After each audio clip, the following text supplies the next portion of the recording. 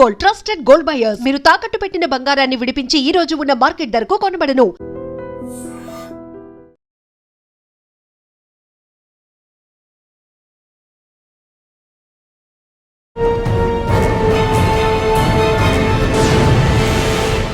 Welcome to crime diaries.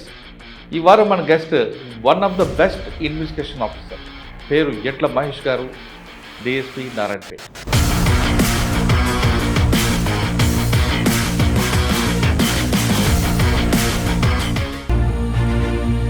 Public ఒక service చేయొచ్చు, గొప్పగా ఇన్వెస్టిగేటింగ్ ఏజెన్సీలో.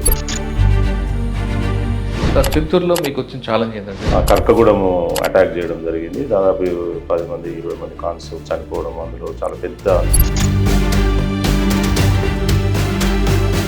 ఆ పీపుల్స్ వార్ గ్రూప్ అనేది చాలా అగ్రెసివ్గా ట్యాక్సెస్ కలెక్ట్ చేయడము, నక్సలైట్లు ఈవినింగ్ రాత్రిలా డైరెక్ట్ ఓపెన్. సార్, పిఎస్ఆర్ గారి టైంలోనే ఖమ్మంలో ఒక పోలీస్ స్టేషన్ మీద అటాక్ అవుతుంది. ఏం జరిగిందంటే ఆ రోజు పద్మరావు అని ఒక కానిస్టేబుల్, కృష్ణగౌడ్ అని ఎస్ఐ ఉండేది. ఆయన టార్గెట్ సుదర్శన్ అని అప్పుడు ఆ ప్రాంత దళ నాయకుడు ఉండేది. లక్కీలీ ఆ ప్లేస్లో ఎస్ఐ కూర్చునేటోడు. ఆ ఎస్ఐకి దగ్గరే ఒక 100 రౌండ్లు పడ్డాయి. పైనుంచి ఆ కానిస్టేబుల్ ఫైర్ స్టార్ట్ చేయడం, సెంట్రీలు అప్పటికి ఆ ఫైర్ తోటి, ఆ 303 ఫైర్ తోటి వాళ్ళు చేసే AK parts and burst fire కూడా వాళ్ళు లోపలికి ఎంటర్ కాలేకపోయింది. ఎగ్జిట్ అయ్యారు. పోలీస్ స్టేషన్లో ఎవరు లేరని కింద ఒక రౌండ్ తిరిగిపోయి పైన కానిస్టేబుల్ని ఏం చేయకుండానే వాళ్ళు అక్కడే ఉంది. గోదావరిఖాన్ అంటాం. ఇక డిఫరెంట్ ఛాలెంజింగ్ అంటే నా లైఫ్లో మీరు ఎప్పుడైనా కూడా గోదావరిఖాన్కి ఏ పబ్లిక్లా చాలా మర్డర్స్, ర్యాంపాంట్ మర్డర్స్, తర్వాత చాలా యాక్టివ్. ఇప్పుడు నీకు సినిమాలలో చూపెట్టినటువంటి రౌడీజం అంటే ఇక మీరు పరాకాష్టాలు. ఇదే విధారకమైన మర్డర్స్. ఒక మర్డర్ చేస్తే తల తీసి మానేర్ రివర్లో అంటే ఓదెల అంటే ఇక్కడ నుంచి ఓడేడు అని ఒక ప్లేస్ ఉంటుంది. గోదావరిఖాన్ నుంచి ఒక 40 కిలోమీటర్స్ 50 కిలోమీటర్స్. నేను చేసిన మంత్రి ముత్తారం దగ్గర ఉంటుంది ఆ ప్లేస్. అక్కడ మానేర్లో పెట్టేటోళ్ళు తీసుకుపోయి తల అంత కటింగ్ కొడితే మొత్తం తీసుకుపోయి మెడల్ కోసుకున్నాడు. డేలో స్టాప్ చేసుకున్నాడు. ఎందుకంటే అంతగా వైలెన్స్ తయారైంది అక్కడ. ఆ సింగరేణి కల్చర్లో ఏమవుతుందంటే, సింగరేణిలో ఒక బస్తీ కల్చర్ ఉంటుంది. అంటే ఒక్కొక్క ఇల్లు దగ్గర ఇల్లు ఉంటాయి. ఆ సినిమాలు చూడడము, ఆ సినిమాలాగా దాదాగిరి స్టార్ట్ చేయడము. ఈ వాడ ఇప్పుడు Ramesh Nagar, Tilak Nagar, fine Klein colony, GM colony, ఇట్లా గ్యాంగ్స్ అన్నట్టు, గ్యాంగ్స్ వారు లాగా ఒకరి మీద ఒకరు చేసుకోవడం. ఇంపార్టెంట్ ఏంటంటే, ఒకసారి నేను అక్కడ ఆర్ది గ్యాంగ్ వాళ్ళు మర్డరర్స్ అంటే ఒక 20-30 కేసులలో ఉన్నటువంటి వాళ్ళు జైలు నుంచి వాళ్ళు నైట్ 2 o'clock 1:30 అట్లా పైకి వెళ్ళి దునికి తప్పించుకొని వచ్చారు. రైల్వే స్టేషన్ నుండి వాళ్ళు ఏం ఫోన్ చేశారంటే నాకు, సార్ ఒకడు ఇట్లా అనిపిస్తాడు, మరి పట్టుకోవాలా సార్, ఇట్లా చెప్తాడు. వాడు భాష రావట్లేదు. వాడు రన్ తీసుకుంటే మొత్తం పొలాలు చేజ్ చేసి ఒక 4 కిలోమీటర్స్ తర్వాత వాళ్ళు ఒక అరటి తోట్ల పడిపోయింది మొత్తానికి.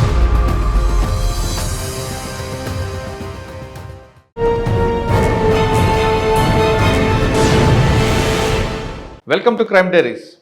ఈ వారం మన guest one of the best investigation officer, పేరు ఎట్ల మహేష్ గారు, డిఎస్పీ నారాయణపేట్.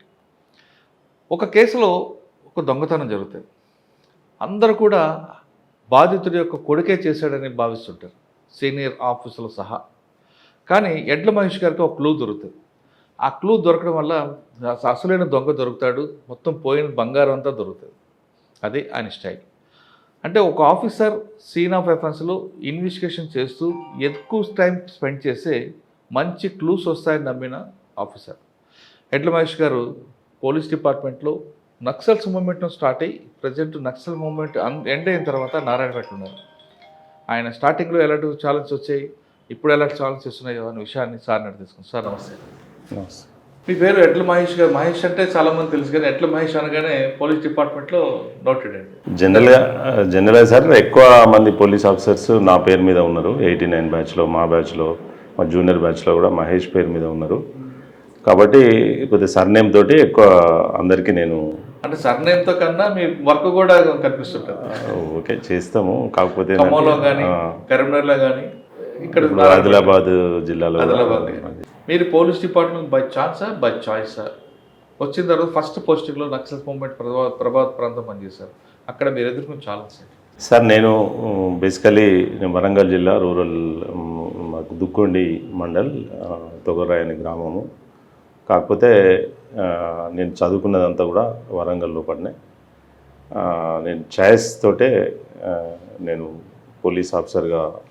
అంటే చాయిస్ అంటే ఎవరు చూసారా, లేదా సినిమాలు చూసారా? లేదు, అంటే పబ్లిక్ ఒక సర్వీస్ చేయొచ్చు గొప్పగా. ఒక ఇన్వెస్టిగేటింగ్ ఏజెన్సీలో, ఒక డిటెక్షన్ ఏజెన్సీలో మనం పనిచేయచ్చు. పబ్లిక్ ఎక్కువ పూరెస్ట్ పూర్ కావచ్చు, క్రైమ్స్ డిటెక్షన్స్ కావచ్చు, అందరికి సాయం చేసే అవకాశం ఉంటుందనే ఉద్దేశంతో ఇది ఎంచుకోవడం జరిగింది. అప్పుడు ఆప్షన్ కాదు, చాయిస్ తోటే చేసుకోవడం జరిగింది. ట్రైనింగ్ అయితే ఫస్ట్ పోస్టింగ్ ఇక్కడ. తర్వాత నేను ట్రైనింగ్ అప్పాలో ట్రైనింగ్ అయినా. నేను యూనివర్సిటీ నుంచి డైరెక్ట్ అప్పాకి వెళ్ళిన. 1995 ఆగస్టు 16 నాడు మేము ఫస్ట్ బ్యాచ్ ఆఫ్ అప్పా 95 బ్యాచ్ అక్కడ స్టార్ట్ అయితే, అక్కడి నుంచి ఫస్ట్ పోస్టింగ్ వచ్చి నేను ఖమ్మం జిల్లాకు అలాట్ అయినా. అలాట్ అయిన తర్వాత నాకు చింతూరు అని, ఇప్పుడు ఏదైతే అత్యంత సమస్యాత్మకమైనటువంటి ప్రాంతం, దట్ ఈజ్ కమ్స్ అండర్ ఇప్పుడు ఆంధ్రప్రదేశ్లో వెళ్ళింది అది. అక్కడ నేను ఫస్ట్ పోస్టింగ్ భద్రాచలం ప్రొబేషనర్గా ఉన్నా నేను. అక్కడి నుంచి నేను first posting. Sir first SP ఎవరు మీకు? మొన్న కృష్ణరాజ్ అని ఒక సీనియర్ ఆఫీసర్, అప్పుడు ఎస్పీగా ఉండే, సెలక్షన్ గ్రేడ్ ఐపీఎస్ ఆఫీసర్ అయినా, about to get DIG promotion officer అయినా. సార్ చింతూరులో మీకు వచ్చిన ఛాలెంజ్ ఏంటంటే, మీరు చెప్తున్నట్లు చింతూరు, ఆ ముందుకెళ్తే కుంట, అటువైపు నుంచి ఛత్తీస్గఢ్ వస్తుంది, మరోవైపు భద్రాచలం. నేను రిక్రూట్ అయినప్పుడు 1995లో నేను రిక్రూట్ అయితే 96 డిసెంబర్ 22 నాడు నేను ఛార్జ్ తీసుకోవడం జరిగింది. ఇండిపెండెంట్గా ప్రొబేషన్ కంప్లీట్ చేసుకొని పోయి ఛార్జ్ తీసుకున్నాక ఒక నెల రోజులకే, ఆల్మోస్ట్ నెల రోజులకు అనుకుంటా, కర్కగూడెము అటాక్ చేయడం జరిగింది. దాదాపు 10 మంది 20 మంది కానిస్టేబుల్ చనిపోవడం, అందులో చాలా పెద్ద స్టేట్ వైడ్, ఇండియా అంటే ఒక మన వరల్డ్ వైడ్ ఒక న్యూస్ లాగా అయింది అది. అప్పుడు ప్లటూన్స్ అనేటి మా పీపుల్స్ వార్ గ్రూప్ ఉండేది, అప్పటికి ఇంకా మావోయిస్ట్ గ్రూప్ రాలేదు. ఆ పీపుల్స్ వార్ గ్రూప్ అనేది చాలా అగ్రెసివ్గా పోలీస్ స్టేషన్. ఇప్పుడు ఐ థింక్ మంగన్న అని దళం ఉండేది. తర్వాత చాలా అంటే సీనియర్స్ అందరు కూడా అప్పటికి ఎవ్వరు కూడా పెద్ద ఎన్కౌంటర్లలో కానీ ఎక్కడ కూడా కాలేదు. ఆల్మోస్ట్ సేఫ్ జోన్ అంతా కూడా బస్తర్, అప్పుడు ఇప్పుడు ఉన్నటువంటి ఛత్తీస్గఢ్ ప్రాంతం అంతా కూడా ఒక పెద్ద బస్తర్ జిల్లాగా మధ్యప్రదేశ్ అలా ఉండేది. అప్పటికి ఇంకా ఛత్తీస్గఢ్ రాష్ట్రం రాలేదు. నేను కుంటా బార్డర్లో ఉన్నప్పుడు 3 కిలోమీటర్స్ ఫ్రమ్ మా చెట్టి అని ఒక ప్లేస్ వస్తుంది, అక్కడి నుంచి ఒక 3 కిలోమీటర్స్లోనే కుంటా అనేది ఉండేది. అక్కడ ఆల్మోస్ట్ వాళ్ళు ఓపెన్గా ఆ ఏరియాలో వెహికల్ చెకింగ్ చేయడము, ట్యాక్సెస్ కలెక్ట్ చేయడము, నక్సలైట్లు ఈవినింగ్ రాత్రిలా డైరెక్ట్ ఓపెన్ వచ్చి చేసేవాళ్ళు. వాళ్ళు స్వయంగా అంటే వాళ్ళు ప్రకటించుకున్నారు, స్వయం ప్రకటిత రాజ్యంగా ప్రకటించుకొని అప్పటికే వాళ్ళ వ్యవస్థ నడుస్తూ ఉంది అక్కడ. అలాంటి సమయంలో మనము తెలంగాణ అంటే అప్పుడున్నటువంటి ఆంధ్రప్రదేశ్లో అప్పుడున్నటువంటి ఎస్ఐబి కావచ్చు, మనకు ఆపరేషన్స్ ఇవన్నీ కూడా మన దగ్గర పకడ్బందీగా జరిగేవి. కాకపోతే ఏంటంటే బార్డర్కు మనం పోయేటోళ్ళం కాదు, అప్పుడు ఆపరేషన్స్ కూడా ఇంకా స్టార్ట్ కాలేదు. అట్లా మనకు అశుతోష్ రాయ్ అని అప్పుడు ఒక ఐ థింక్ 94 బ్యాచ్ ఆఫీసర్ అనుకుంటా, ASP Ashutosh Rai IPS officer అక్కడికి రావడం జరిగింది. ఆయన మన దగ్గరకు వచ్చి అక్కడ ఉన్నటువంటి సిబ్బంది కానీ ఎవరు సహకరించకపోతే మన దగ్గరకు వచ్చి మాట్లాడేవాళ్ళు. మన ఆఫీసర్స్ అంతా కూడా అప్పటికి గ్రేహౌండ్స్ తర్వాత ఇవన్నీ వచ్చినాయి, అందరు కూడా మన దగ్గర వచ్చి ఏదైనా సహకారం తీసుకునేటువంటి పరిస్థితి వాళ్ళకు ఉండేది. అప్పుడప్పుడే మేము డిపార్ట్మెంట్లో అడుగుపెట్టినాం కాబట్టి మాకు కూడా పెద్ద అనుభవాలు లేకపోయినప్పటికీ కూడా పెరిగినటువంటి వరంగల్ జిల్లా, మాకున్నటువంటి రిలేషన్స్ అంతా కూడా కరీంనగర్ జిల్లా, ఈ రెండు కూడా మీకు తెలిసినటువంటి ఒక బ్యాటిల్ ఫీల్డ్ లాగా ఆ రోజులో యుద్ధం లాగానే ఉండేది ప్రతి గ్రామం కూడా. అలాంటి మా గ్రామం నుంచి కూడా చాలామంది యూజ్ అయినరు. మేము చదువుకునే సమయంలో చాలామంది అమరులు కూడా అయినారు, ఎన్కౌంటర్స్లో చనిపోవడం కూడా జరిగింది.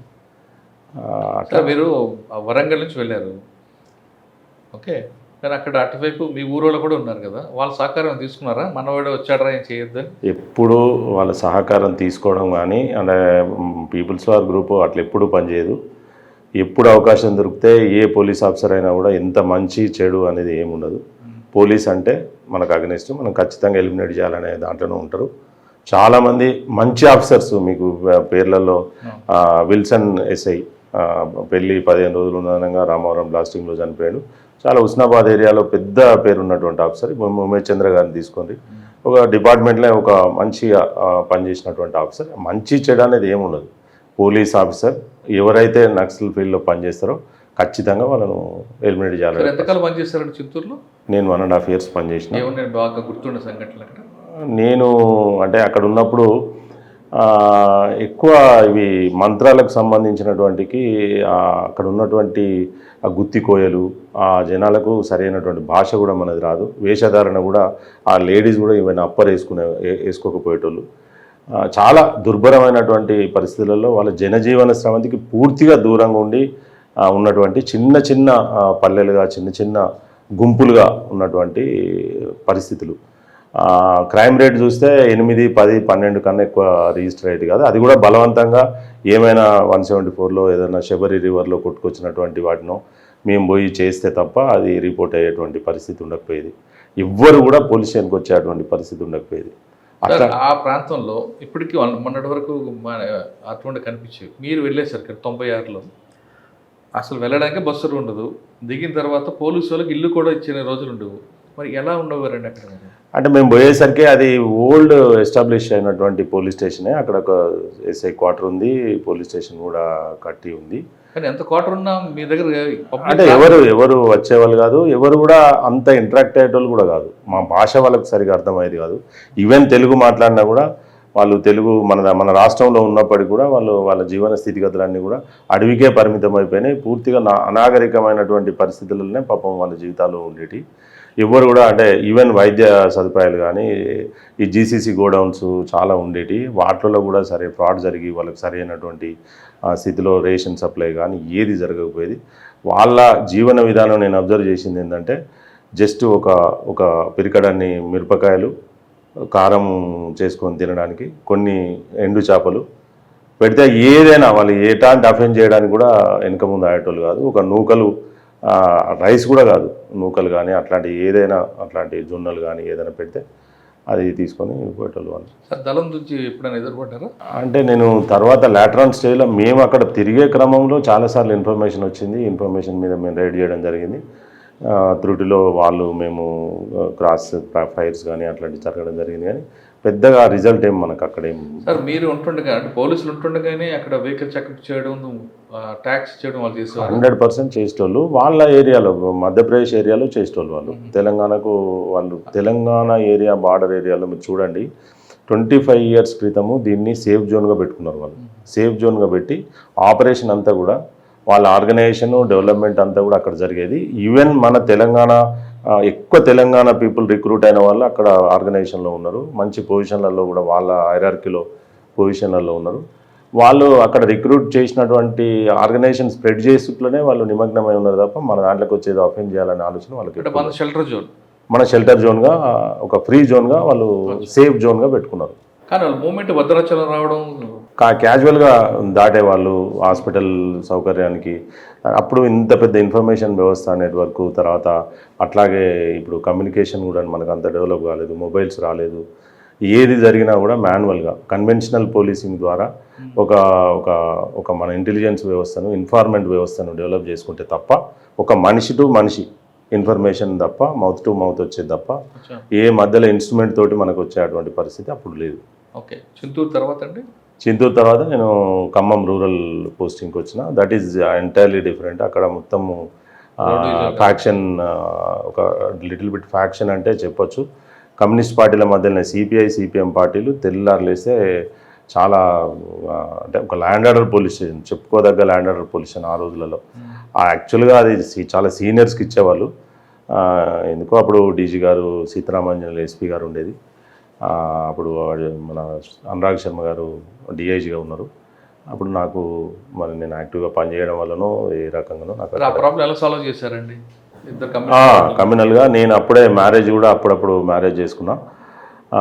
నేను ఎక్కువ కాలము అంటే ఆ ఫ్యాక్షన్లో తిరగడం వల్ల ప్రతి విలేజ్లో ఈ ఊరు పోయి ఆ ఊరి మీద కొట్లాట చేసుకునేటోళ్ళు, తలకాయలు పలిగేటి, చాలా ఫ్యాక్షన్ నడిచేది. తర్వాత వాళ్ళు ఆఫీసులలో పోయి పడుకుంటోళ్ళు, సిపిఐ ఆఫీసులో వాళ్ళ ఫాలోవర్స్, సిపిఎం ఆఫీసులో వీళ్ళ ఫాలోవర్స్. అయినప్పటికీ కూడా మేము ఎంట్రై చేసి పట్టుకొచ్చి ఇంట్రాక్షన్ చేసి ఒక ట్రాక్టర్ పెట్టి రిమాండ్ రిపోర్ట్ పంపేవాళ్ళం. ఒక ట్రాక్టర్ నుంచి రిమాండ్ రిపోర్ట్లో కూర్చుని పెడితే ఒక ట్రాక్టర్ నిండా పంపేటోళ్ళం. అలాంటి పరిస్థితుల్లో మాక్సిమం హార్డ్ వర్క్ చేసి గట్టిగా.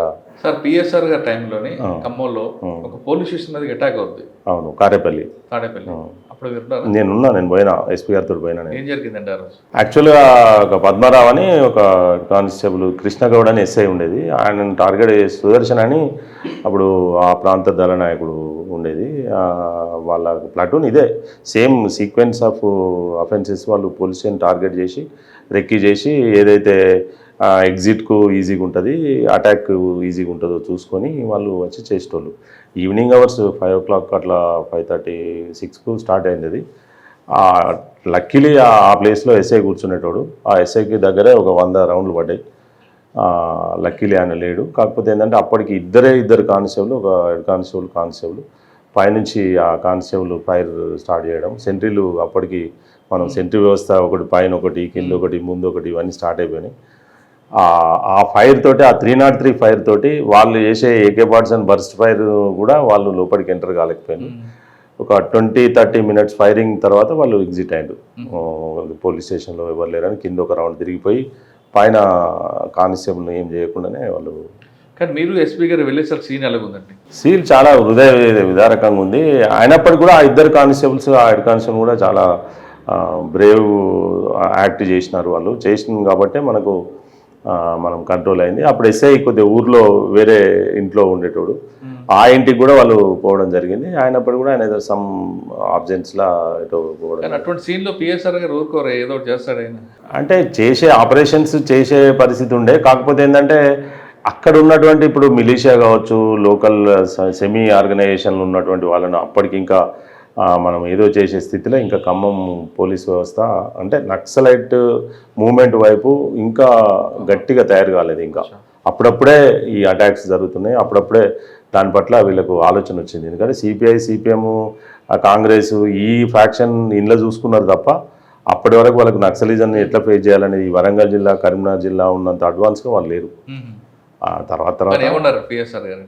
ఏమో లేదు, ఆయన ఆపరేషన్స్ చేద్దాం, గట్టిగా ఉండాలి, స్ట్రాంగ్గా ఇట్లా మనోళ్ళు ఒక్క ఇద్దరు కానిస్టేబుల్ 40-50 మందిని మనోళ్ళు ఆపగలిగిండు అనేది చాలా గొప్పగా చెప్పడం. తాడేపల్లి అండి ఇది? Karepalli police station. తర్వాత అంటే ఎక్కడ పనిచేశారు? అక్కడి నుంచి స్ట్రైట్ అవే నేను కరీంనగర్కి వచ్చిన. కరీంనగర్లో అప్పుడు నలిన్ ప్రభాత్ సార్ ఎస్పీ ఉండేది. తర్వాత ఎంబటే ఒక 6 months తర్వాత RS ప్రవీణ్ కుమార్ సార్ ఇప్పుడు ఉన్నటువంటి సార్ వచ్చిండు. ఆ పీరియడ్లోనే నేను మంతిని ముత్తారము అని ఒక చాలా సమస్యాత్మకమైనటువంటిది, చాలా రినౌండ్ ఆ రోజులలో. ఇక మంతిని ముత్తారం ఎస్ఐగా చేస్తే ఇక బ్రతకడమా చావడమా, లేదంటే వాడికి ఎవడు అమ్మాయిని పెళ్లి చేసుకోకపోతే పెళ్లినిచ్చే పరిస్థితి అయితే లేదు. అట్లాంటి 2000లో పనిచేసిన నేను అక్కడ. 2000 అంటే మంత్రి ముత్తారం కాకుండా ముందు నళిని ప్రభాత్ గారు, RS ప్రవీణ్ కుమార్ గారు మీరేం నేర్చుకున్నారు? నలిన్ ప్రభాత్ సార్ ఏంటంటే కొద్దిగా అగ్రెసివ్గా ఆపరేషన్ సైడే దృష్టి పెట్టేటోడు. ఆపరేషన్ 100% ఆపరేషన్ తోటే రిజల్ట్ రావాలని, రిజల్ట్ కూడా ఆయనకు చాలా అద్భుతమైన రిజల్ట్ వచ్చింది. చాలా number of exchange of fires, encounters, చాలా రినౌండ్ ఎన్కౌంటర్స్ జరిగినాయి. సింగిల్గా వెళ్ళేవారు నిజం అండి? 100%. చాలా బ్రేవ్ అంటే ఒక గుండె ఉన్నటువంటి ఆఫీసర్. ఎనీ ఆపరేషన్ కంటిన్యూస్గా నడిస్తే ఆయన వచ్చి జాయిన్ అయిపోయేటోడు. ఆయన IPS ఆఫీసర్ అని నేను రాకుండా ఉండడము అట్లాంటిది ఏం లేదు. మంచి వెరీ గుడ్ ఆఫీసర్. చెప్పండి, మంచి ఆపరేషన్ ఆయనతో చేసింది. అంటే నేను పర్టికులర్గా నేను పోయేసరికి ఆయన ఎండింగ్ అంటే 2.5 years అయిపోయింది అప్పటికే. కాకపోతే ఏంటంటే నాకు కూడా మంచి అవకాశం ఇచ్చి వెళ్ళిపోయాడు ఆయన. అంటే అప్పుడు ఆ రోజులలో టౌన్ పోలీస్ స్టేషన్లలో పనిచేయడానికి ఎవరు పెద్దగా ఇష్టపడకపోయేటోళ్ళు. ఎందుకంటే మాకు బ్యాటిల్ ఫీల్డే కావాలి, అక్కడ ఉంటేనే అవకాశం ఉంటుంది, అక్కడ ఉంటేనే మనం గొప్పగా పనిచేసి ప్రూవ్ చేసుకోవచ్చు. అట్లా కొద్దిగా ప్రవీణ్ కుమార్ గారి దగ్గర నేర్చుకున్నారా? ప్రవీణ్ సార్ ఏంటంటే రెండు, ఆయన సైద్ధాంతికంగా మావోయిస్ట్ పీపుల్స్ వార్ పార్టీ ఏ రకంగానైతే సైద్ధాంతికంగా ఎట్లయితే డెవలప్ అయ్యి ప్రజల మనసులు చూరగొని ప్రజలలో దగ్గర బేస్ ఎట్లయితే ఏర్పరచుకున్నదో అంతకన్నా ఎక్కువ మనం బేస్ ఏర్పాటు చేసుకోవాలి. అట్లాగే మనం కూడా అలాంటి వారే చేయాలి వాళ్ళ మీద. ఎంతసేపు ఆపరేషనల్ సైడే మనం దృష్టి పెట్టదు, ఐడియాలజీ అండ్ ఇది ఈ రెండు ప్రోగ్రామ్స్. మా ఊరికి రండి అనేది ఒక పెద్ద అద్భుతమైన ప్రోగ్రామ్ ఆ రోజులో. మా ఊరికి రండి, AK-47 వద్దు, ABCDలు ముద్దు, మేమే వాల్ రైటింగ్ చేసేది, బులెటిన్స్ వేసేవాళ్ళం. బులెటిన్స్ ఏంది, Maoist party People's War party ఈ రకంగా చేస్తూ ఉంది, ఇంత అమాయకులను చంపింది, మీరు ఎందుకు వాళ్ళకి అట్రాక్ట్ అవుతూ ఉన్నారు, విధ్వంసం చేస్తూ ఉన్నారు, రోడ్లు జరుగుతలేవు, డెవలప్మెంట్ జరుగుతలేదు, గవర్నమెంట్ వ్యవస్థను లోపల రాణిస్తలేరు అనే దాని మీద మేము అగైన్ అండ్ అగైన్ ప్రోగ్రామ్ చేస్తూ ముందుకు పోయినటువంటి సందర్భం ఆయన పీరియడ్లోనే. సరెండర్స్ మీద కూడా ఎక్కువ దృష్టి పెట్టడము, ఎక్కువ మందిని అట్రాక్ట్ చేయడము. ఆయన టైంలో అనుకుంటా 42 మంది వాళ్ళు జనశక్తి వాషౌట్ అయింది ఆయన పీరియడ్లోనే. అట్లాగే ప్రజా ప్రతిఘటన బక్కన్న గ్రూప్ అని వాళ్ళ గ్రూప్ కూడా చాలా మేజర్ సరెండర్స్ ఆ రోజులలో విత్ వెపన్స్ తోటి జరిగినాయి. అంటే ఆపరేషన్ కూడా చేసేవారా? ఆపరేషన్స్ 100%. ఆపరేషన్ నేను ఆపేది ఉండదు. ఎట్ ద సేమ్ టైం వాళ్ళు ఏదైతే ప్రాపగండ పోలీసుని చెడ్డగా చూపెడుతున్నారో సమాజానికి, అట్లా మనం ఉండొద్దు. మనం కూడా మనం హీరోటిక్ వర్క్ చేస్తున్నాము, మనం త్యాగాలు చేస్తున్నాము, మనం సాక్రిఫైస్ చేస్తున్నాము. మరి అట్లాంటప్పుడు మనం ఎందుకు వెనుకకు తగ్గాలి? మన త్యాగాలు చెబుతూనే పోలీసులు ప్రజలకు చేరువ అవుతూనే ప్రజల డిమాండ్స్ ఏమున్నాయో వాటిని నెరవేరుస్తూనే at the same time anti social elements మీద ఆపరేషన్ వింగ్ కూడా మనం పనిచేయాలనే ఆలోచనతోటి ఆయన మంచి ఆపరేషన్ గుర్తుందా మీకు? చాలా ఆయన అద్భుతమైనటువంటి పని చేసిన ఆ పీరియడ్లో. నేను యాక్చువల్గా నేను మంత్రిముత్తరం ఎస్ఐ ఉన్నప్పుడు ఐ విజిటెడ్ సమ్ ప్లేస్. అప్పుడు నెలకు ఒకసారి అన్టచబిలిటీ క్యాంప్ కింద ఎస్ఐ MRO విజిట్ చేయడానికి ఒక ప్లేస్కి పోవాలి.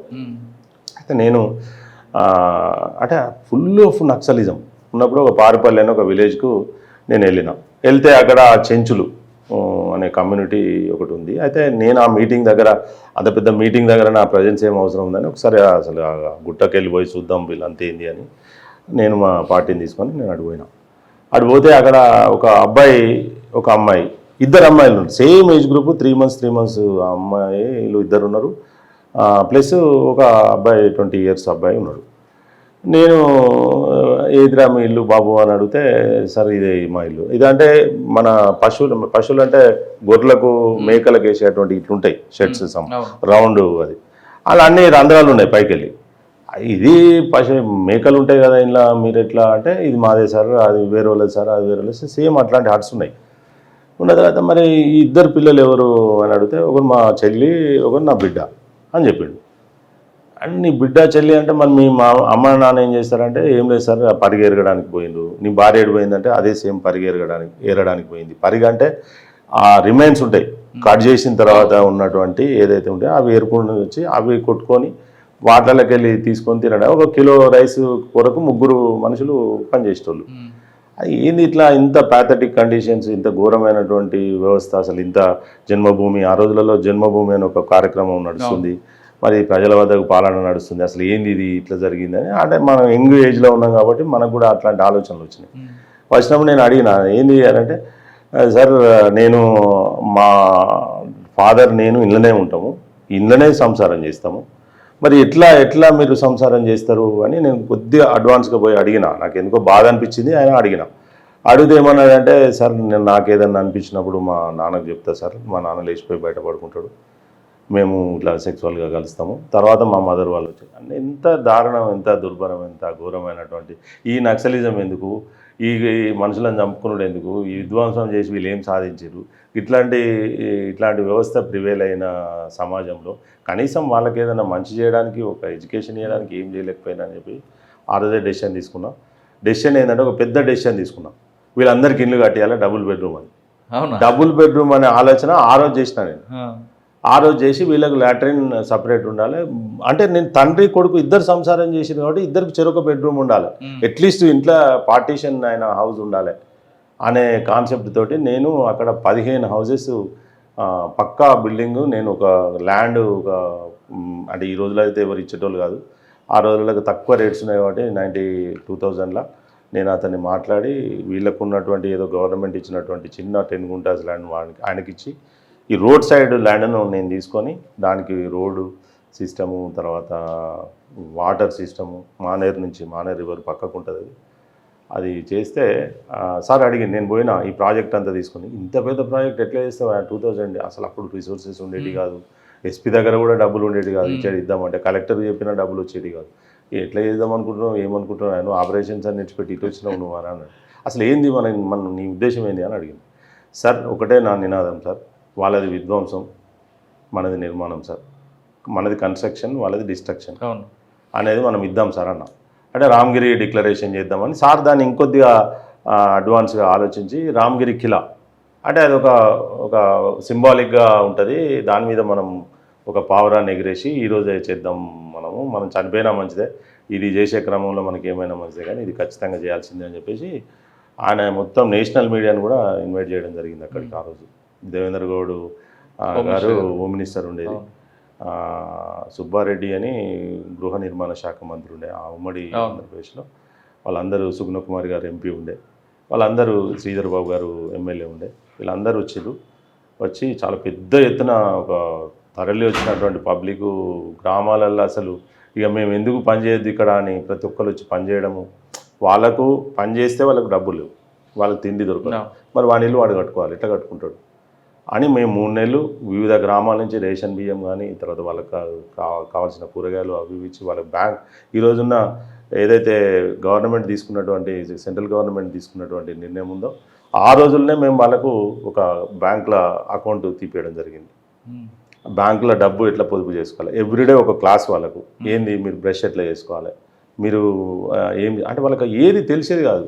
ఈవెన్ పిల్లలకు చదువు లేదు, ఒక అబ్బాయిని అక్కడ ఎంగేజ్ చేసి చదువు చెప్పేయడం, అక్కడి నుంచి క్రమంలో వాళ్ళ వైపు నుంచి ఏం చేస్తారు అంటే డిఫెన్స్ వాళ్ళది, వాళ్ళు ఏం చేసే పరిస్థితి లేదు, మనం ఏమన్నా అటాక్ చేసే పరిస్థితి ఉండేది కానీ మేము ఆల్ ప్రికాషన్ తీసుకొని ఆ పేద ప్రజల కొరకు మేము చేస్తూ ఉంటే ఇంకా వాళ్ళు ఎట్టి పరిస్థితి వాళ్ళు చేసే పనే మేము చేసినప్పుడు ఇక దాన్ని ఏం చేసే పరిస్థితి వాళ్ళు లేకుండే. అంటే వాళ్ళ పనికి మీరు అడ్డం వస్తున్నారని లేదు, మీరు ఉంది ఎప్పుడైనా ఎలిమినేట్ చేయాలని అట్లా చాలా సందర్భాలలో వాళ్ళ దగ్గర లెటర్స్ దొరకడం, వాళ్ళు మనల్ని టార్గెట్ చేయడము అట్లాంటివి జరిగినా కూడా మనం ప్రికాషన్ తీసుకున్నాము.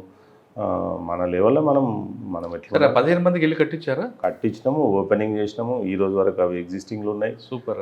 పోయినసారల్లా మేము పోయి చూస్తాం, చాలా అద్భుతమైనటువంటి ప్రోగ్రామ్స్. తర్వాత కుల వివక్ష వ్యతిరేక పోరాట కమిటీ అని ఒకటి పెట్టి పెద్ద ఎత్తున ఇట్లాంటి అంటే ఇప్పుడు అయ్యప్ప మాలలు కానీ మాలలు వేసే వాళ్ళను కలుపుకోకపోవడం ఇట్లాంటివి చేసేవాళ్ళు ఆ రోజులలో, అవన్నీ కూడా ఎరాడికేట్ చేయడము. మనము సోషల్ లెవెల్స్ మీద చాలా పకడ్బందీగా మనం మావోయిస్ట్ పార్టీని ఎంటర్ కాకుండా పీపుల్స్ వార్ ఆ రోజులలో పీపుల్స్ వార్ అక్కడ చంద్రన్న అని చాలా ఫేమస్ లీడర్ మర్చిపేట నుంచి ఉండేది అని మనము చాలా ఆపరేషన్స్, నేను ఈస్ట్ ఆపరేషన్స్ అంటే ముక్కునూరు, నీలంపల్లి, మహదేవ్పూర్ ఏరియా అంటే విచ్ ఇస్ ఛత్తీస్గఢ్ బార్డర్, ఆ ఏరియాలో ప్రతి అంగుళం ప్రతి ఇంచు 42 మంది సరెండర్ అప్పుడు మీరు ఉన్నారా?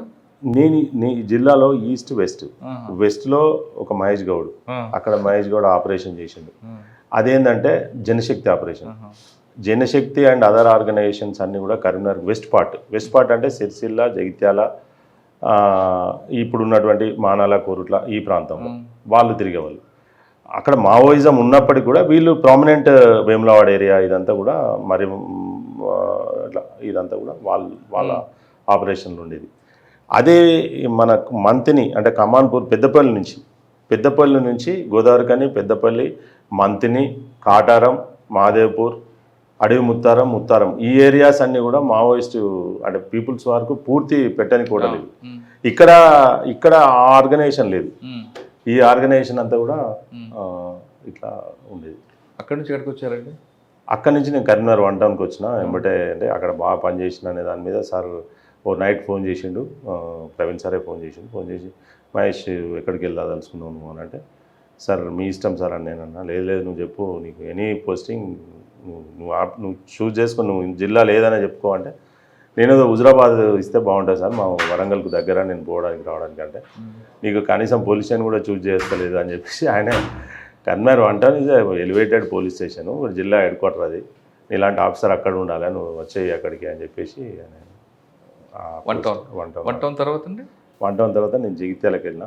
జగిత్యాల ఇప్పుడు ఉన్నటువంటి చౌహాన్ సార్ అడిషనల్ డీజీ గారు sir was SP and Anuradha madam అని డిఐజీ ఉండేది. అక్కడి నుంచి నేను జగిత్యాల ఎస్ఐకి వెళ్ళిన. అక్కడ 2 years 6 months చేసిన తర్వాత ఎలక్షన్ల పీరియడ్ వచ్చింది. ఎలక్షన్ వస్తే నేను కోరుట్ల ట్రాన్స్ఫర్ అయినా. కోరుట్లలో 1 year ఉన్న తర్వాత ఒక సబ్ డివిజన్లో ఒక ఎస్ఐ 3 years ఉండరాదు, 3.5 years అయిపోయింది అప్పటికే నాకు.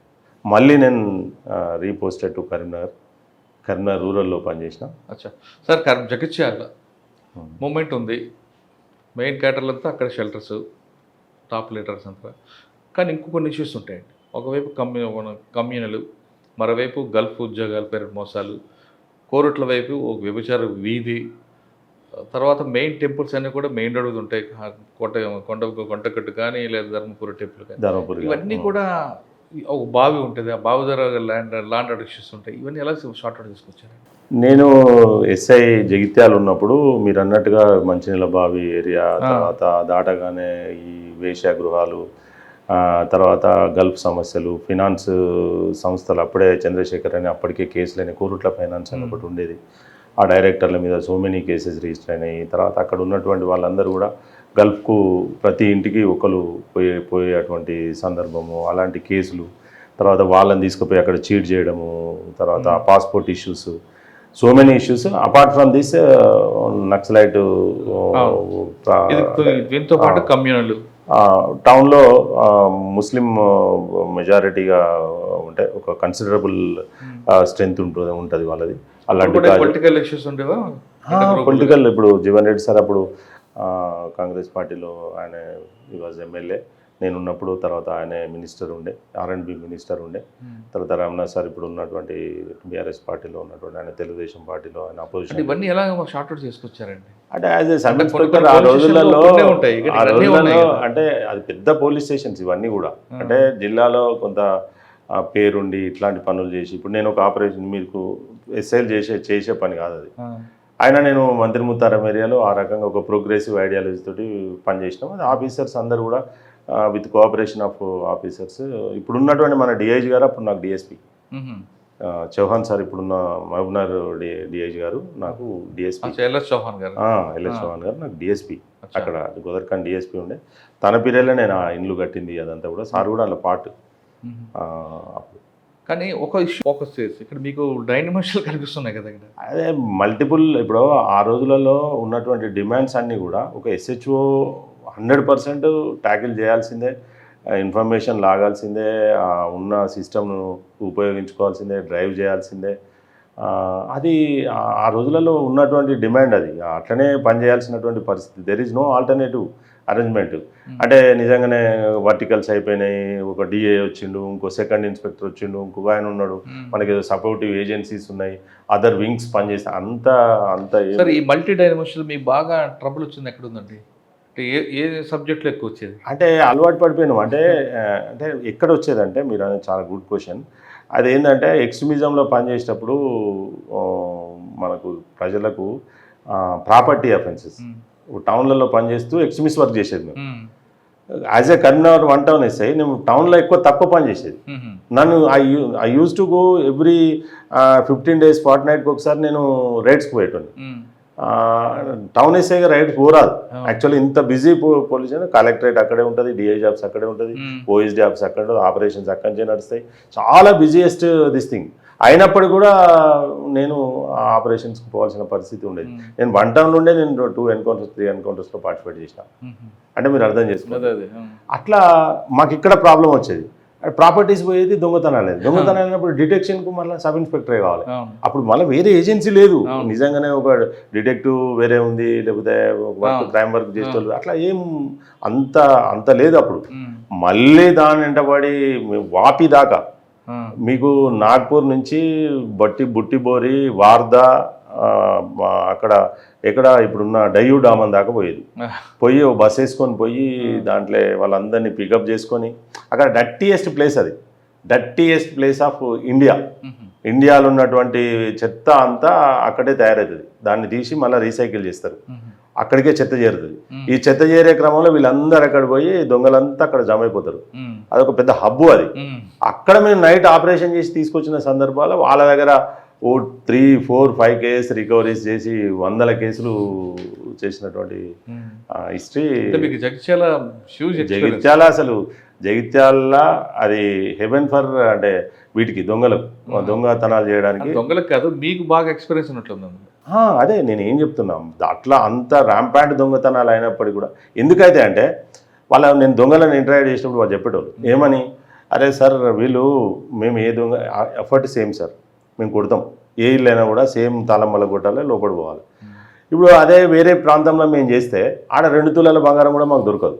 ఇక్కడైతే ఖచ్చితంగా 4-5 తులాల బంగారం దొరికిపోతుంది, ఎందుకంటే వీళ్ళు గల్ఫ్లు ఉంటారు కాబట్టి కొంత తీసుకొచ్చి పెడతారు. అంత వాళ్ళకు ఐడియాతోటి ఎక్కువ ఇక్కడ చేసేటోళ్ళు. ఇంకోటి లేడీస్ ఉంటారు ఇన్మేట్స్లో, వీళ్ళందరూ ఎవడో ఒకడు మగవాళ్ళు ఉంటేనేమో భయపడతారు, ఎవడైనా దొంగ వాడు ఆడవాళ్ళు ఉంటారనే కాన్సెప్ట్ తోటి లోపల దొరకడం, వాళ్ళ మీద చైన్లు స్నాచ్ చేయడం, ఇట్లాంటి చాలా అఫెన్స్లు ఉండేవి అప్పుడు. అయినా కూడా మేము ఆ దొంగల మరి అని ఇప్పుడు మీరు చెప్పారు, ఏది మన కొండగట్టు పక్కకు ఆ మూల మీద అడ్డం తాడు పెట్టి దొంగతనాలు చేసేటోళ్ళు, కింద పడేసి వచ్చేటోళ్ళను 2 వీలర్ కొట్టి తీసుకెళ్ళాలి. అట్లాంటి వాటిని కూడా మేము చేసినాం. జగిత్యాల మంచి జగిత్యాల తర్వాత అంటే జగిత్యాల తర్వాత కోరుట్ల 1 ఇయర్ ఉన్నాను నేను, అంటే ఆ డివిజనే కాబట్టి అక్కడ ఆ ప్రాంతంలో. తర్వాత ఎంబడి again I posted to Karimnagar. అప్పుడే మూవ్మెంట్ స్టార్ట్ అయింది తెలంగాణ యాజిటేషన్. ఇక తెలంగాణ యాజిటేషన్ ఇక మీకు చెప్పాల్సిన అవసరం లేదు. కరీంనగర్లో వి పేస్డ్ ఏ లాట్, అంటే మాకు తెలంగాణ రావాలని ఒక పక్క, ఆఫీసర్స్ ఇన్స్ట్రక్షన్స్ అమలు చేయాలనేది ఇంకొక పక్క, ఒక కన్ను ఏడుస్తూ ఒక కన్ను నవ్వుతూ పనిచేస్తారు చూసారా, అట్లా మేము పనిచేసేవాళ్ళం. అంటే తెలంగాణ బిడ్డలుగా మాకు తెలంగాణ రావాలని ఒక పెద్ద ఆరాటం. తెలంగాణ రాకపోతే ఎట్లా, మనం తెలంగాణ కొరకు ఫైట్ చేసేటోళ్ళనే అరెస్ట్ చేయాల్సిన పరిస్థితి, మేమే అరెస్ట్ చేయాల్సిన పరిస్థితి, ఇట్లా రకరకాల. అప్పుడే కేసీఆర్ గారు కూడా అక్కడే అరెస్ట్ అయ్యాడు. కుతీగలగుట్టపల్లి నేనున్న రూరల్ పోలీస్ స్టేషన్ ఏరియాలో అది వచ్చేది. అప్పుడు 2009లో అరెస్ట్ అప్పుడు నేనే కేసీఆర్ గారికి తీసుకొస్తాను క్రమంలో ఒకేసారి అందరూ కూడా రావడం, ఆయన్ని ఆ మాబ్లోకి వెళ్లకుండా ఖమ్మం తరలించడంలో ఒక సీన్ జరుగుతుంది, అది గుర్తుందా? నేను అల్గునూరు చౌరస్తాలో ఉన్నా. I was present there because నా ఏరియా నుంచే మూవ్ అయింది అది. ఆఫీసర్స్ నిర్ణయం తీసుకున్నారు, ఖమ్మం తరలించాలి. ఒక డిఎస్పీ ర్యాంక్ ఆఫీసర్స్ వాళ్ళని డిప్యూట్ చేయడం జరిగింది కొంత స్పెషల్గా.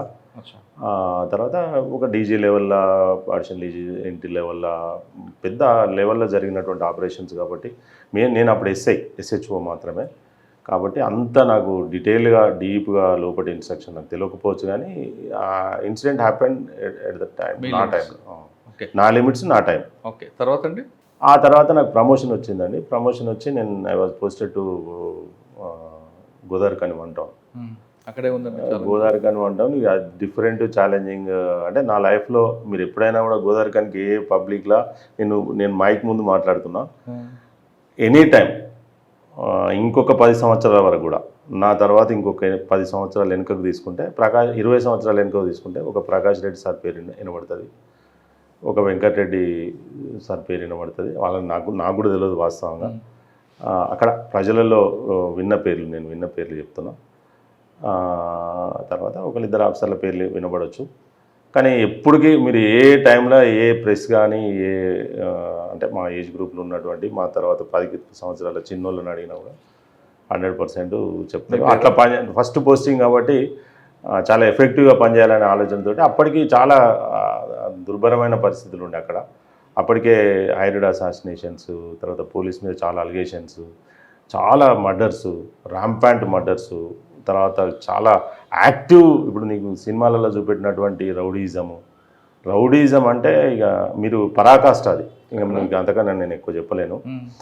హైదరాబాద్లో ఓల్డ్ సిటీలో ఎక్కడైనా ఉంటుండొచ్చు నాకు తెలిసి, కానీ అంత ర్యాంపాంట్గానైతే నాకు అంటే మీకు హృదయ విదారకమైన మర్డర్స్.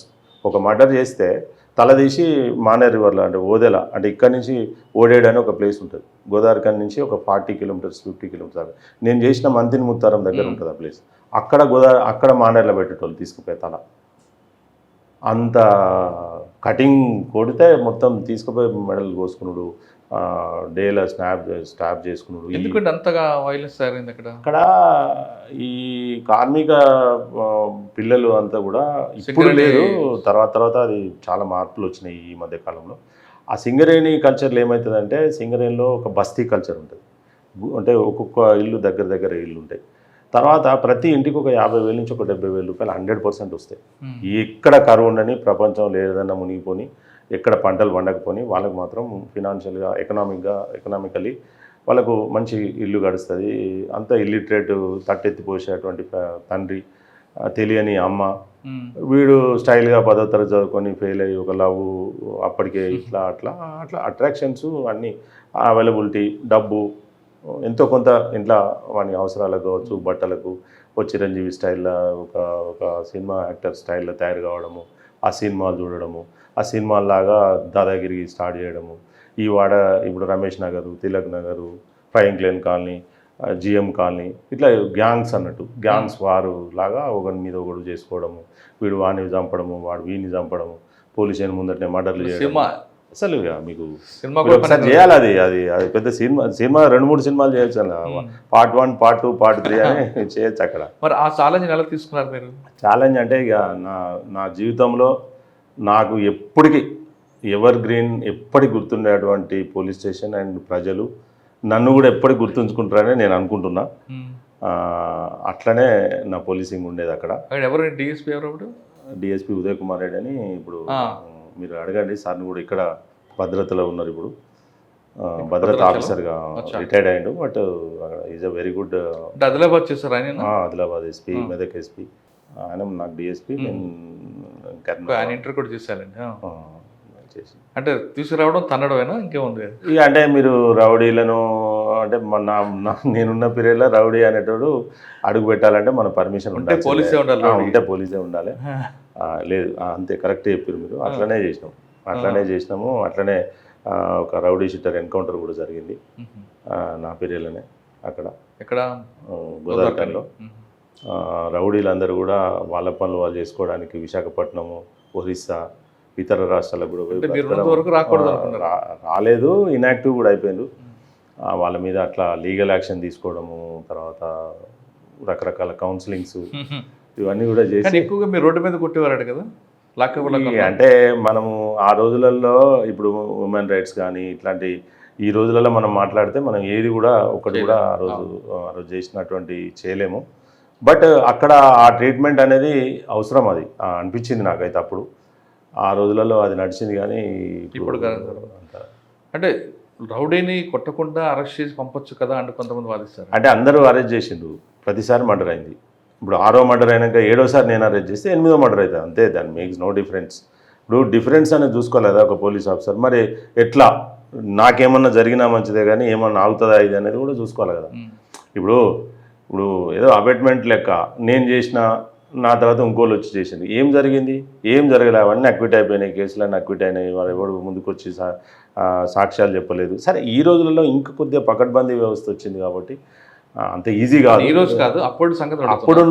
అప్పుడు సంఘటనలు 2 మర్డర్ చేసిన వాడికి మనం ఇప్పుడు 2వ మర్డర్ చేసి, 3వ మర్డర్ చేసి, 4వ మర్డర్ చేసి, 5వ మర్డర్ చేసిన తర్వాత కూడా ఆయన అగైన్ ఈజ్ రెడీ టు మళ్ళీ మర్డర్ చేయడానికి రెడీగా ఉంటే, ఇక మనం పోలీస్ ఆఫీసర్గా రాడా బాబు కూర్చో, నువ్వు మర్డర్ చేసినావు కదా, రిమాండ్ రిపోర్ట్ రాసి సంతకాలు తీసుకొని తల్లిదండ్రులకు అప్పచెప్పి ప్రెస్ వాళ్ళని పిలిచి మేము అరెస్ట్ చేసినామని చెప్తే నేను ట్రాన్స్ఫర్ అయిపోతాం, మళ్ళీ ఒక మర్డర్ చేస్తాడు, మళ్ళీ ఒక సీఏ వస్తాడు, మళ్ళీ అట్నే ప్రెస్ మీట్ పెడతాడు. అంతకన్నా ఎక్కువ జరిగేది ఏం చేసేవారు మీరు ఇప్పుడు? నేనున్నప్పుడు మీరు అడగండి ఒకసారి. అంటే నేను ఆన్ కెమెరా నేను చెప్పలేను, బట్ 100% ఒక గోదావరి కానీ నా పీరియడ్లో 2 సంవత్సరాల కాలంలో సింగిల్ మర్డర్ కానీ, సింగిల్ చైన్ స్నాచింగ్ కానీ, ఒక మహిళ మీద అత్యాచారం కానీ, ఒక మహిళను ఏమైనా అనడం కానీ లేదు. 31st దావతులు, 31st రోజు ర్యాంపాంట్ ఆడ కొట్లాటలు అది ఇది జరిగేది. ఒక్క మనిషి రోడ్డు మీదకి వచ్చి కేక్ కట్ చేసినట్టు కానీ లేదు. వినాయక చవితి అప్పుడు మేము ఇష్టారాజ్యంగా మేము వ్యవహరిస్తామని చేయడం కానీ ఒక్క ఇన్సిడెంట్ మీరు చెప్పమన్నాడు ఎప్పుడైనా కూడా. నేను ఆన్ కెమెరా ఛాలెంజ్ చేస్తున్నాను. ఓకే సార్, ఆ విషయం పక్కన పెడితే సింగరేణి కాలంలో నైట్ హెచ్బీలు ఎక్కువ అయ్యేవి, వార్డ్ నెంబర్ ఎలా 100% ఎస్బీలు అయ్యేటి నా పీరియడ్లో కొద్దిగా తగ్గినాయి అవి, ఎందుకంటే పెట్రోలింగ్ తర్వాత రకరకాల లోకల్ వీళ్ళంతా ఎఫెక్ట్ పడ్డది. రౌడీ షీటర్లను సార్ ఇట్లా చేసిండు, వీళ్ళు ఇట్లా చేసిండు. Counselling as well as same. ఇప్పుడు నేను ప్రవీణ్ సార్ పేరు చెప్పిన, ఇట్లా ఆయన అయితే ఎట్లయితే ఆపరేషన్ అండ్ ఇది ఎట్లయితే చేస్తాడో మనం కూడా అట్లా అది ఎన్నుకున్నాం. అంటే అసలు వీళ్ళకు తల్లిదండ్రులు తట్టెత్తిపోస్తారు. ఆయన లోపలికి దిగిండంటే ఎట్లా చనిపోయి వస్తాడో తెలియదు, బ్రతికొస్తాడో తెలియదు. ఒక ప్రకృతికి విరుద్ధమైనటువంటి వాతావరణంలో పనిచేయాల్సినటువంటి పరిస్థితి. ఈ గ్యాస్ లీక్ అయితే తెలియదు, ఎంతమంది చాలామంది చనిపోయారు. అట్లాంటి పరిస్థితులలో ఒక కొడుకు బిడ్డను చదివించుకోవాలనే ఆలోచనతోటి అట్లా కష్టపడి పనిచేస్తూ ఉంటే వీళ్ళు ఇట్లా తయారవుతూ ఉన్నారని నేను ప్రతి కాలేజీ ప్రతి స్కూల్ నేను 50,000 మంది స్టూడెంట్స్ నేను కౌన్సిలింగ్ చేసిన. మీరు నమ్ముతారా? అది 50,000 మంది అంటే దాదాపు ఒక 50 నుంచి 60 ఎడ్యుకేషనల్ ఇన్స్టిట్యూషన్స్కి పోయినా.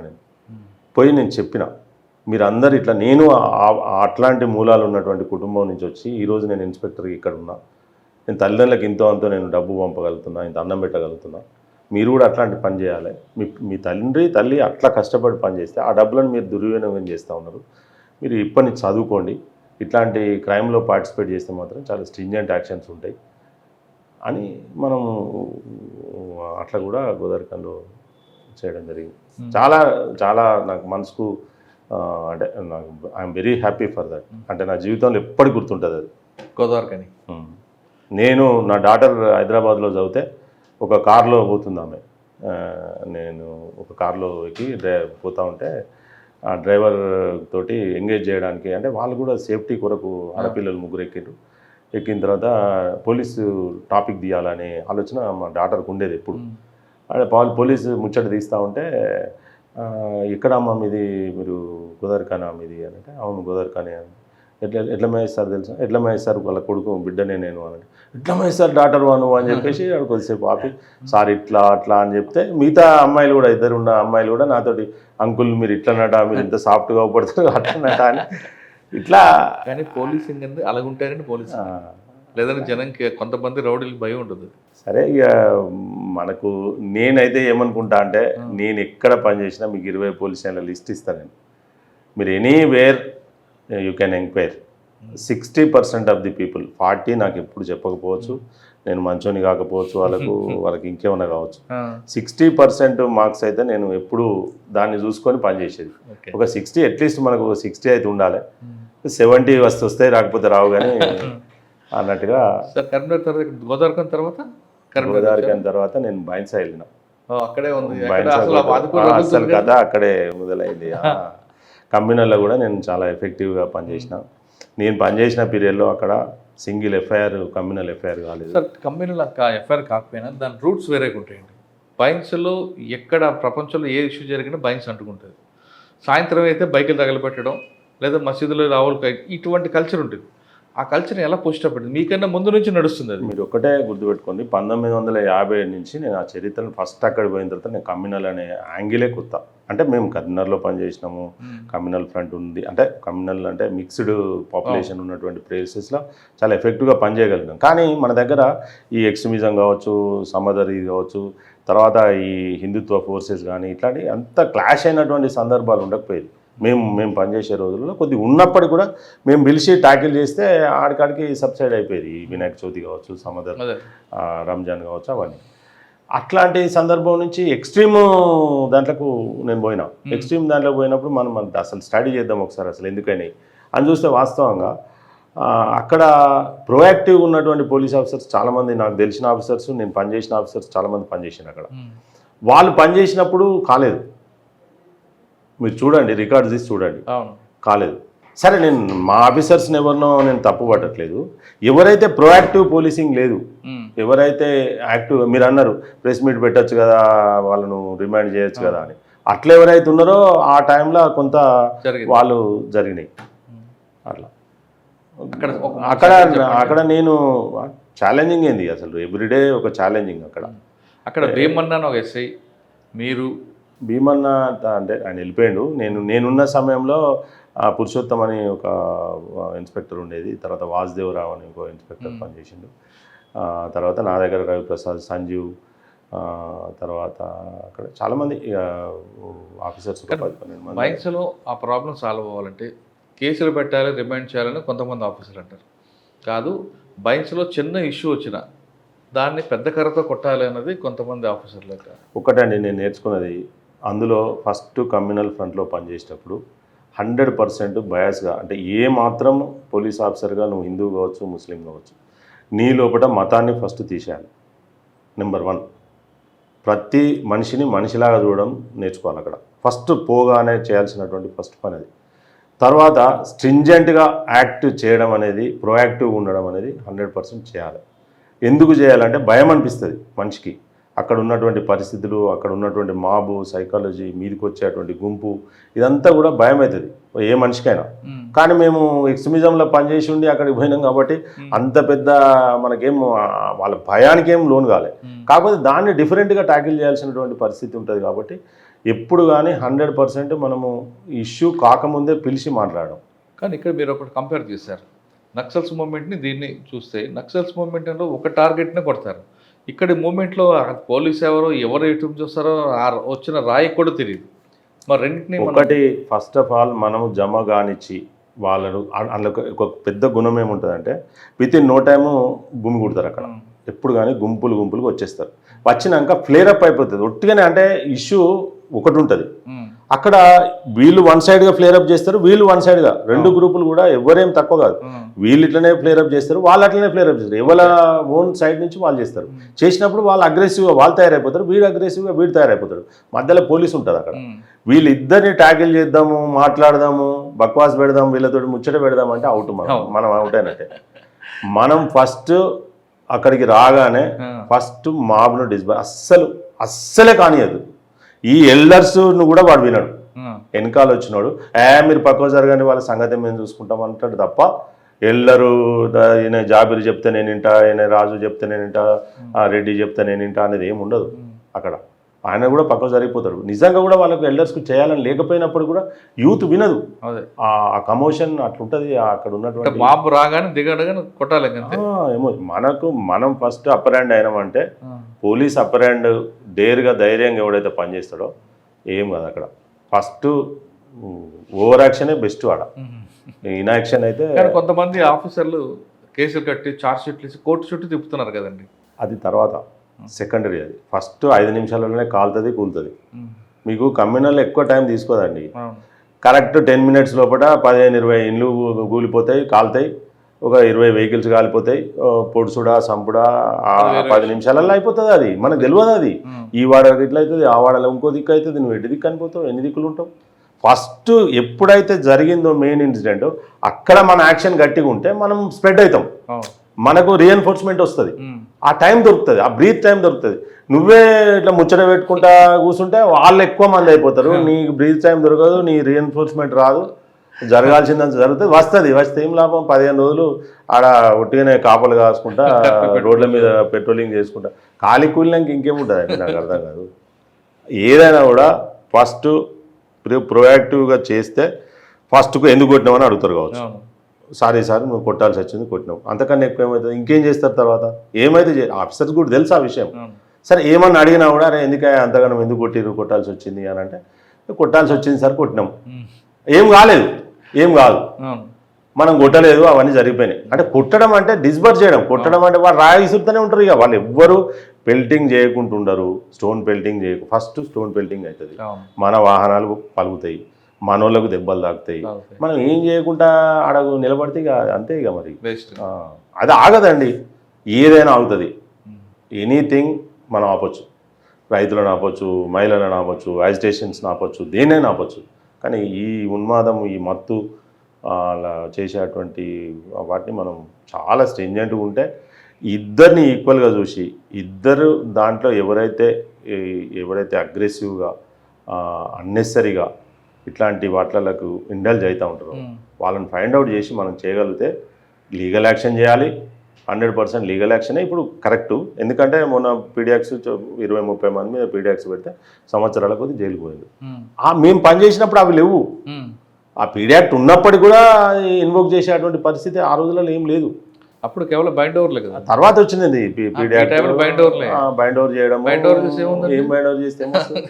ఇప్పుడు పీడియాక్ట్ మీద మనకు మీరు చాలామంది పోలీస్ ఆఫీసర్స్ కొత్తగా వచ్చినటువంటి ఐపీఎస్ ఆఫీసర్లు 17-18 బ్యాచ్ అంతా కూడా అక్కడ అయినటువంటి ఇన్సిడెంట్లలో 15 రోజులు అక్కడ ఉండి ఎన్నో కేసులు ఇన్వెస్టిగేషన్ చేసి ఎన్నో కేసులు వీళ్ళందరికీ డివైడ్ చేసి ఇవ్వడం జరిగింది. ఇంట్రాగేషన్ చేసిండ్రు, డివైడ్ చేసిండ్రు, వాటిలన్నిట్లలో ఫైండ్ అవుట్ చేసి మనము పీడియాక్ట్ పెట్టడం జరిగింది. అట్లా అంటే గోదావరికం తర్వాత బైన్స్లో కూడా పేరు మరి మీరు పోండి Bhainsa, you take Bhainsa any time. Sir binds తర్వాత ఎక్కడికి వచ్చారండి? బైన్సా తర్వాత నేను కాటారం వచ్చిన. దట్ ఈజ్ ఆల్సో అంటే నేను పోయిన పుష్కరాలలో మేజర్ ఘాట్స్ 4 తెలంగాణ రాష్ట్రంలో. 1 is Bhadrachalam, 2nd is Kaleshwaram, 3rd is Dharmapuri, 4th is Basara. 4 major ghats. ఇంకా సో మెనీ 30-40 ఘాట్స్ మొత్తం ఊరుకో ఘాట్ లెక్కనే ఆ గోదావరి పరివాహ ప్రాంతం అంతా కూడా ఘాట్స్ పెట్టారు. That is different. కానీ ఇంకోటి ఏంటంటే అన్నిటికన్నా ప్రత్యేకమైనటువంటి ప్రాంతం ఏంటంటే కాళేశ్వరం. త్రివేణి సంగమం ఉంది అక్కడ. ఆ త్రివేణి సంగమం కొరకు ఈ 3 ఘాట్లకు పోయి వచ్చిన వాళ్ళు కూడా మళ్ళీ ఒకసారి వచ్చి స్నానం చేయాలి, ఒకసారి ఆ త్రివేణి సంగమం వేసి ఇంకొద్ది ఎక్కువ పుణ్యం వస్తుంది అనే దాంతో అసలు అంటే never expected. Even government all agencies administration కూడా ఎక్స్పెక్ట్ చేయనంత జనం, క్రౌడ్, బంపర్ టు బంపర్ అండి. 30-40 కిలోమీటర్స్ అంటే మీరు యూ కెన్ ఇమాజిన్. ఇంకోటి అప్పుడు ఫారెస్ట్ క్లియరెన్స్ రాక అక్కడక్కడ సింగిల్ రోడ్లు. తర్వాత ఏంటంటే అది ఫారెస్ట్. ఇప్పుడు మహాదేవ్పూర్ నుంచి కాళేశ్వరం వరకు 17 కిలోమీటర్స్ ఉంటుంది. మొత్తం కూడా ఇది రేగడి మన్ని నేల. పక్కకు జరిగిందంటే కథం దిగబడిపోతుంది మనిషి. అట్లా చాలా అసలు ఫేస్ చేసారు. తర్వాత ఒక్క లక్ ఏమైందంటే మేము ఇన్ అండ్ అవుట్ పెట్టగలిగినాం అప్పుడు ఆ రోజులలో. పెట్టి ఒక పెద్ద బస్ స్టాండ్ను ఏర్పాటు చేస్తే సరే ఆఫీసర్స్ కొంత కోపం చేశారు ఫస్ట్లో. ఇంత పెద్ద బస్ స్టాండ్ ఎందుకు ఇక్కడ, మీరు ఎందుకు చేసారు ఇంతగానం అనే కొంత విమర్శ వచ్చినప్పటికీ కూడా తర్వాత వాళ్ళే వచ్చి రియలైజ్ అయ్యారు, అరే మీరు ఇంత పెద్ద బస్ స్టాండ్ చేయకపోతే మన పరిస్థితి ఏమయ్యేది అని చెప్పేసి. One point of time night పోతే మేము 550 బస్సులు ఉన్నాయండి అక్కడ. 550 బస్సులు ఇట్లా ఉన్నాయి అక్కడ, ఎంటైర్ స్టేట్ నుంచి వచ్చిన బస్సులు. అంటే మరి 550 బస్సులు ఒక్క కాడ నిలబెడితే ఎంత ప్లాట్ఫామ్ కావాలి దానికి మీరు అర్థం చేసుకోండి. అట్లాంటివి చేసినాం. కటారం తర్వాత అండి అక్కడి నుంచి నేను 9 months తర్వాత పెద్దపల్లికి వచ్చిన. పెద్దపల్లిలో కూడా అది డిఫరెంట్. మళ్ళీ మీకు బ్రిక్ లిన్స్ విపరీతమైనటువంటి ఒరిస్సా నుంచి, ఛత్తీస్గఢ్ నుంచి వచ్చేటువంటి లేబరర్ ప్రాబ్లమ్స్. తర్వాత మొత్తం ఎంటైర్ ప్యాడీ తెలంగాణలో ఉన్నటువంటి మిర్యాలగూడ, మిర్యాలగూడ, పెద్దపల్లి, సుల్తానాబాద్ ఏరియా కూడా అట్లాంటి 200 రైస్ మిల్లులు, ప్యాడీ అంటే పారాబాయిల్డ్ మిల్స్, ఎంత ఒక హబ్ అదంతా కూడా. సిమెంట్ ఫ్యాక్టరీ అంతా కూడా డిఫరెంట్ ఇష్యూస్. చాలా పెద్ద సర్కిల్. ఛాలెంజ్ అండి మెమరబుల్ ఉందా ఏమన్నా? ఉంది అక్కడ కూడా. ఒకరోజు అంటే ఛాలెంజెస్ అంటే జనరల్ పోలీసింగ్లో ఒక పీరియడ్ దాటిన తర్వాత మనం దేన్నైనా ట్యాకిల్ చేస్తూనే ఉంటాం ఇక. అంటే అక్కడ కూడా కమ్యూనల్ ప్రాబ్లం ఉంది టౌన్ వరకు వస్తే. తర్వాత డిఫరెంట్ ఈ లేబర్ ఇష్యూస్, చాలా ఇష్యూస్ వస్తాయి. రైల్వే లైన్ ఉంది, తర్వాత దొంగతనాలు, ఇవన్నీ కూడా కామన్ జరిగేటి. చాలా పెద్ద పోలీస్ స్టేషన్స్. తర్వాత అట్లాగే సిమెంట్ ఫ్యాక్టరీ ఉంది, ఎప్పుడు లేబర్ ఇష్యూస్, యాజమాన్యంకు ఉన్నటువంటి స్ట్రగుల్స్, ఇవన్నీ కూడా జరిగేటి. గుర్తున్నాయి కేసులు. ఇంపార్టెంట్ ఏంటంటే ఒకసారి నేను అక్కడ ఐ వాజ్ ఇన్స్పెక్టర్ దేర్.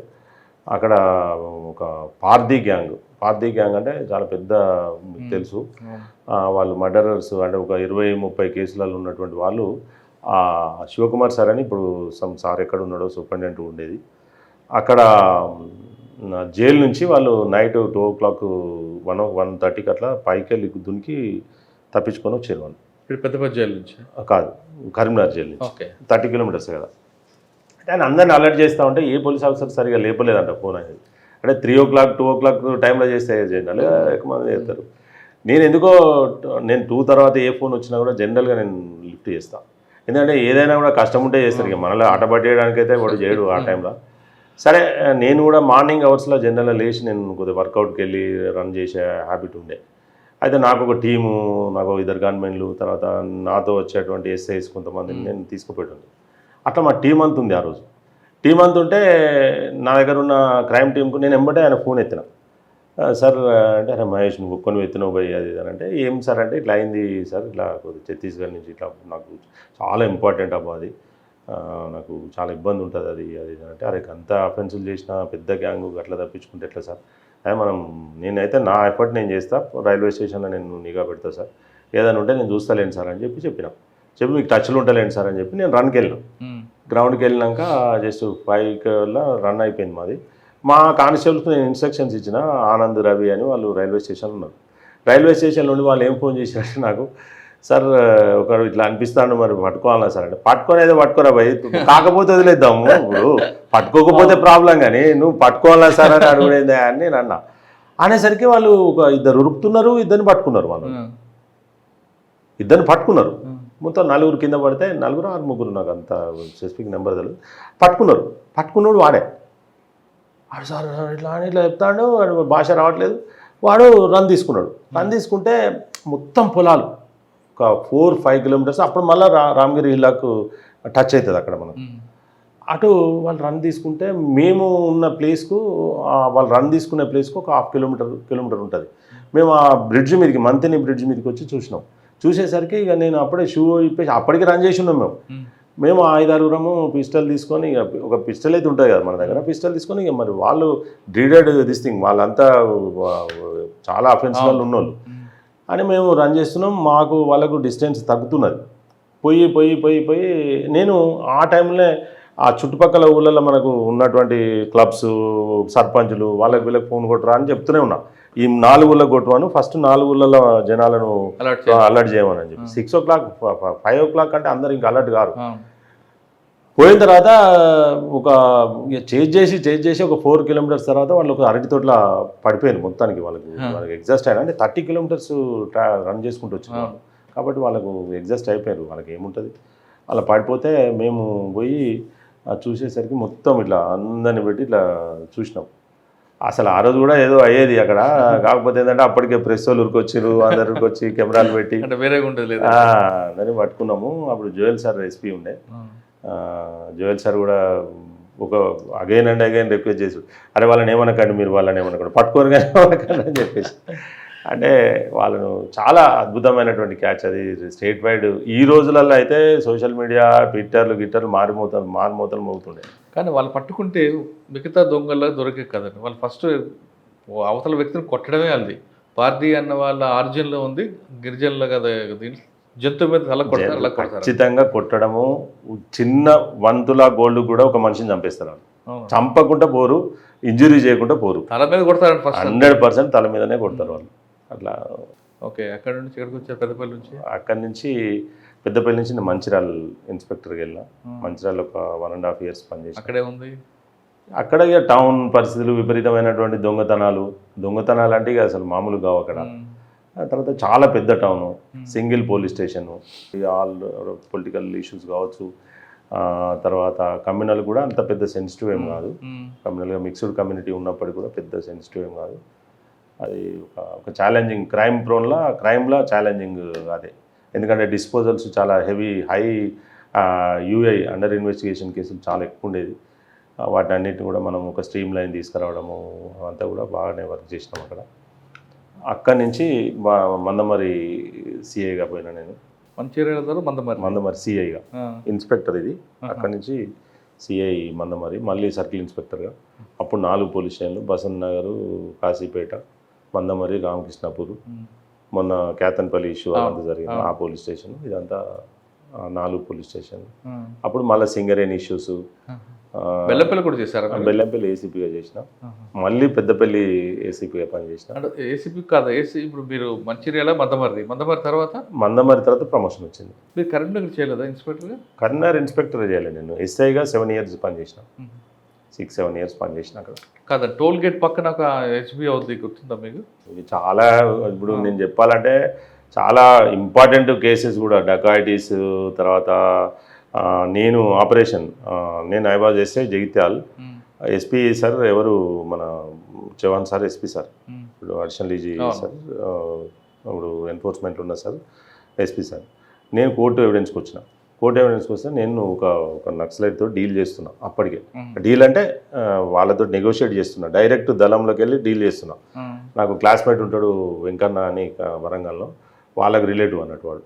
అయితే మా ఆఫీసర్ నెంబర్ అని నా నెంబర్ ఇస్తే ఆ నెంబర్కు డైరెక్ట్ మాట్లాడడం ఇదంతా జరుగుతుంటే సడన్గా ఫోన్ చేసి అన్న మేము ఒక 8 మంది నక్సలైట్ల అంటే గ్రూప్ మీద ఫైర్ అయింది, మేము 8 మంది వచ్చినాం, 8 మంది వెపన్స్ తోటి విత్ ఏకపాట్స్ సరెండర్కి వస్తున్నాము అని చెప్పి నాకు ఇన్ఫర్మేషన్ వచ్చింది. రాగానే నేను సార్ బోయినపల్లి పోలీస్ స్టేషన్లో ఇన్స్పెక్షన్ ఉన్నాడు, సార్కి చెప్పినా, సార్ ఇట్లా ఇన్ఫర్మేషన్ వచ్చింది, నేను కోర్టుకు వచ్చినా, నా వెంబడి ఎవరు లేరు అని అంటే, లేదు నువ్వు గో హెడ్, నువ్వు పోయి ప్రికాషన్స్ అయితే జాగ్రత్త తీసుకో, 2-3 ఏకేళ్ళన్నా పెట్టుకో మినిమం అట్లా ఇట్లా అని సార్ చెప్పినాక నేను నర్సంపేట, మా ఊరు వరంగల్ దగ్గర, అక్కడి నుంచి నర్సంపేట పోయినా, నర్సంపేట నుంచి మేడిపల్లి అని ఒక లోపలికి రిమోట్ విలేజ్ ఉంటుంది, అక్కడి నుంచి అడవిలో ట్రావెల్ సింగిల్గా నా వెంబడి నదీర్ అని ఒక కానిస్టేబుల్ ఫ్రమ్ జగిత్యాల, ఇది ముస్లిం కానిస్టేబుల్, నా డ్రైవర్ కమ్ గన్మెన్, వాడు ఒక AK-47, నా దగ్గర ఒక పిస్టల్. వాళ్ళు ఏం చెత్త పెట్టిందంటే పోతా ఉంటే పిస్టల్ ఉండద్దు, దగ్గర AK-47 ఉండద్దు,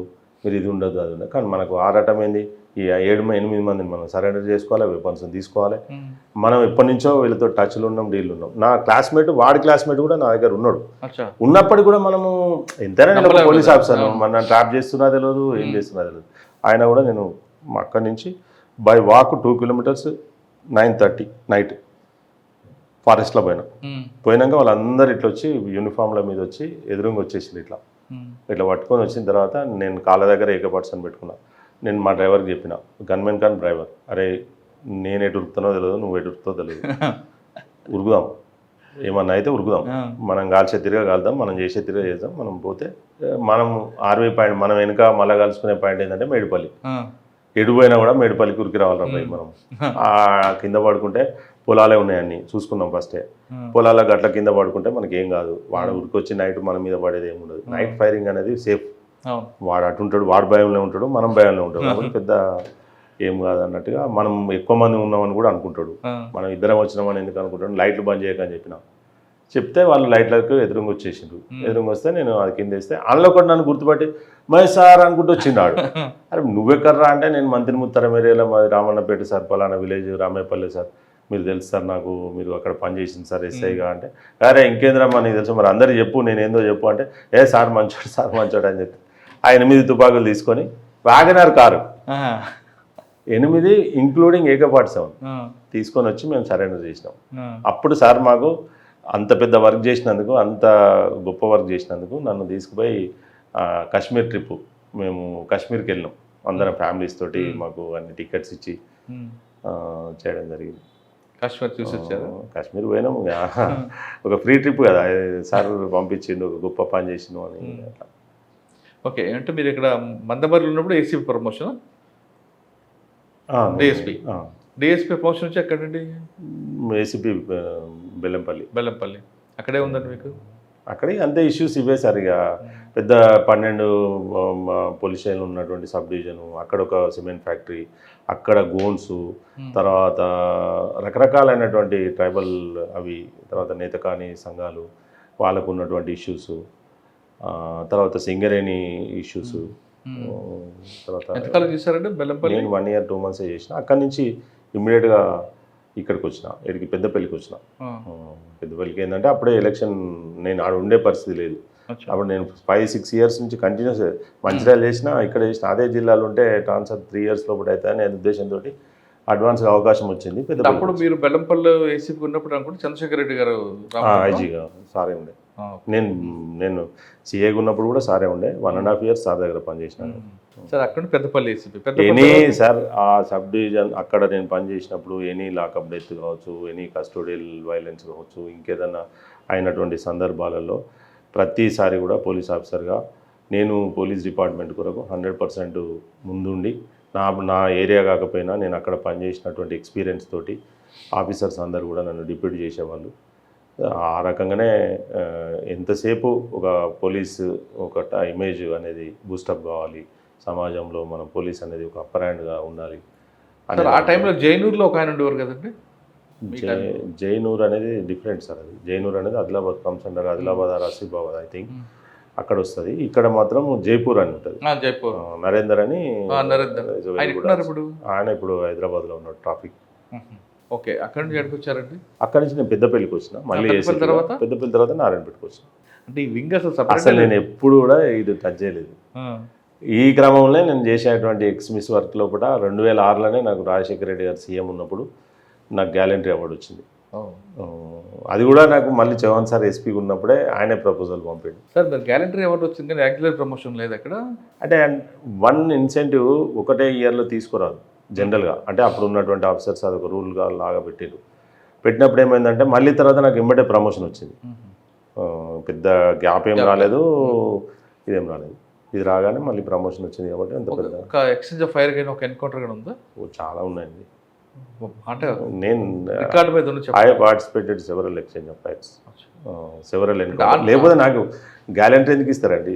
అదే కదా ఆన్ రికార్డులో ఉన్నది ఒకటి చెప్పండి. ఆన్ రికార్డులో అన్ని ఆన్ రికార్డులు ఉన్నాయి. నేను ఆఫ్ ద రికార్డ్ చేసింది చెప్పగలరా?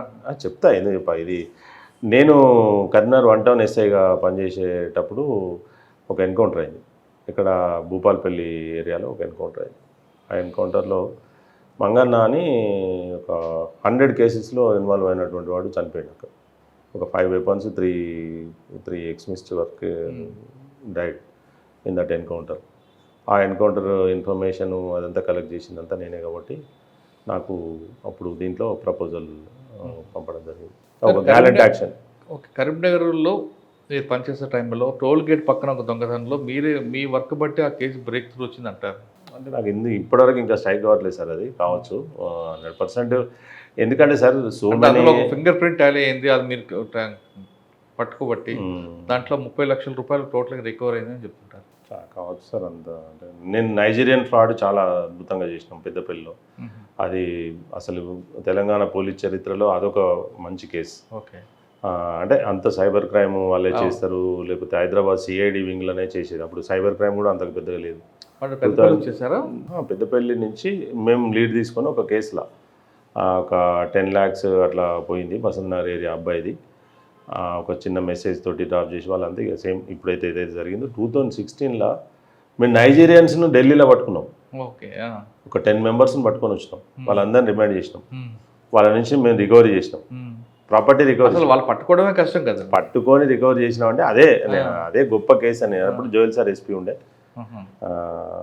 అప్పుడు వారియర్ సార్ అని గోదావరికని ఏఎస్పీ ఉండే. తర్వాత ఇప్పుడున్న సింధు మేడం అని ఆమె మానకొండూరులో ట్రైనీ ఉండే. వాళ్ళందరూ కూడా ఆ ఇంట్రాగేషన్కి వచ్చిండ్రు. ఐపీఎస్ ఆఫీసర్లు అందరినీ పంపించిండ్రు ఆ కేసుకు.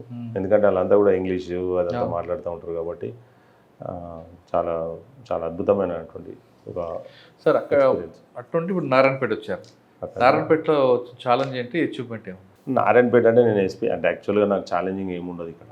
నేను పనిచేసేది అండర్ ద అంటే office of SP sir office.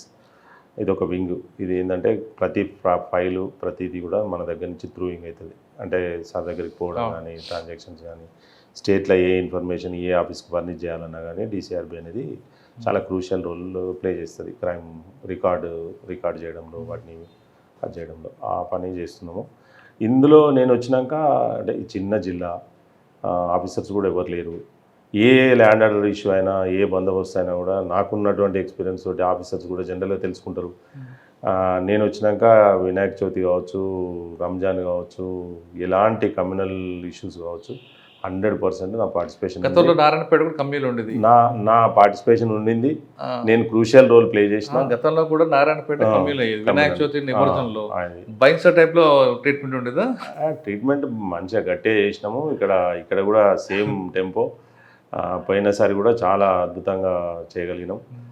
ఎప్పుడు కూడా ఇష్యూస్ కాకుండా మనకున్న ఎక్స్పీరియన్స్ తోటి మనము వుడ్కూరు కానీ నేను ప్రతిసారి ల్యాండ్ ఆర్డర్ షేర్ చేస్తూ ఉంటాము.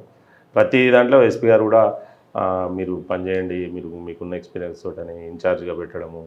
మక్తల్ కావచ్చు, కోస్గి కావచ్చు, మద్దూరు, ఇప్పుడు సీఎం గారి ఏరియా, ఇదంతా కూడా నేను ఎలక్షన్ ఇన్ఛార్జ్గా నేనే పనిచేసిన. అంటే నారాయణపేట తను డిఎస్పీ నారాయణపేట చూసుకుంటే నేను ఇంకొక ఏరియాను 2 దిక్కులు ఆయన రాలేడు కాబట్టి ఇష్యూస్ను నేను అక్కడ ట్యాకిల్ చేశాను. కానీ రీసెంట్గా ఒక ప్రెస్ మీట్ పెట్టారు కదా, చాలా అద్భుతమైన ఒక ప్యాథటిక్ దారుణమైనటువంటి ఇన్సిడెంట్ ఒకటి జరిగింది.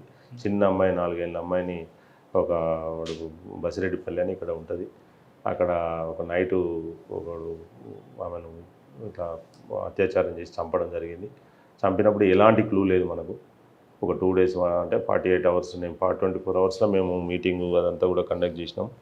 చేసి ఒక 8 teamsగా డివైడ్ అయినాం under the leadership of SP సార్కు ఒక ఛాలెంజింగ్గా మేము ఒక ప్రామిస్ చేసినాం. ఏమనంటే సార్ ఇది డిటెక్ట్ అయ్యే వరకు ఏ ఆఫీసర్ కూడా ఇంటికి పోడు, నిద్రపోడు, ఇంక్లూడింగ్ మీ అండ్ డిఎస్పీ.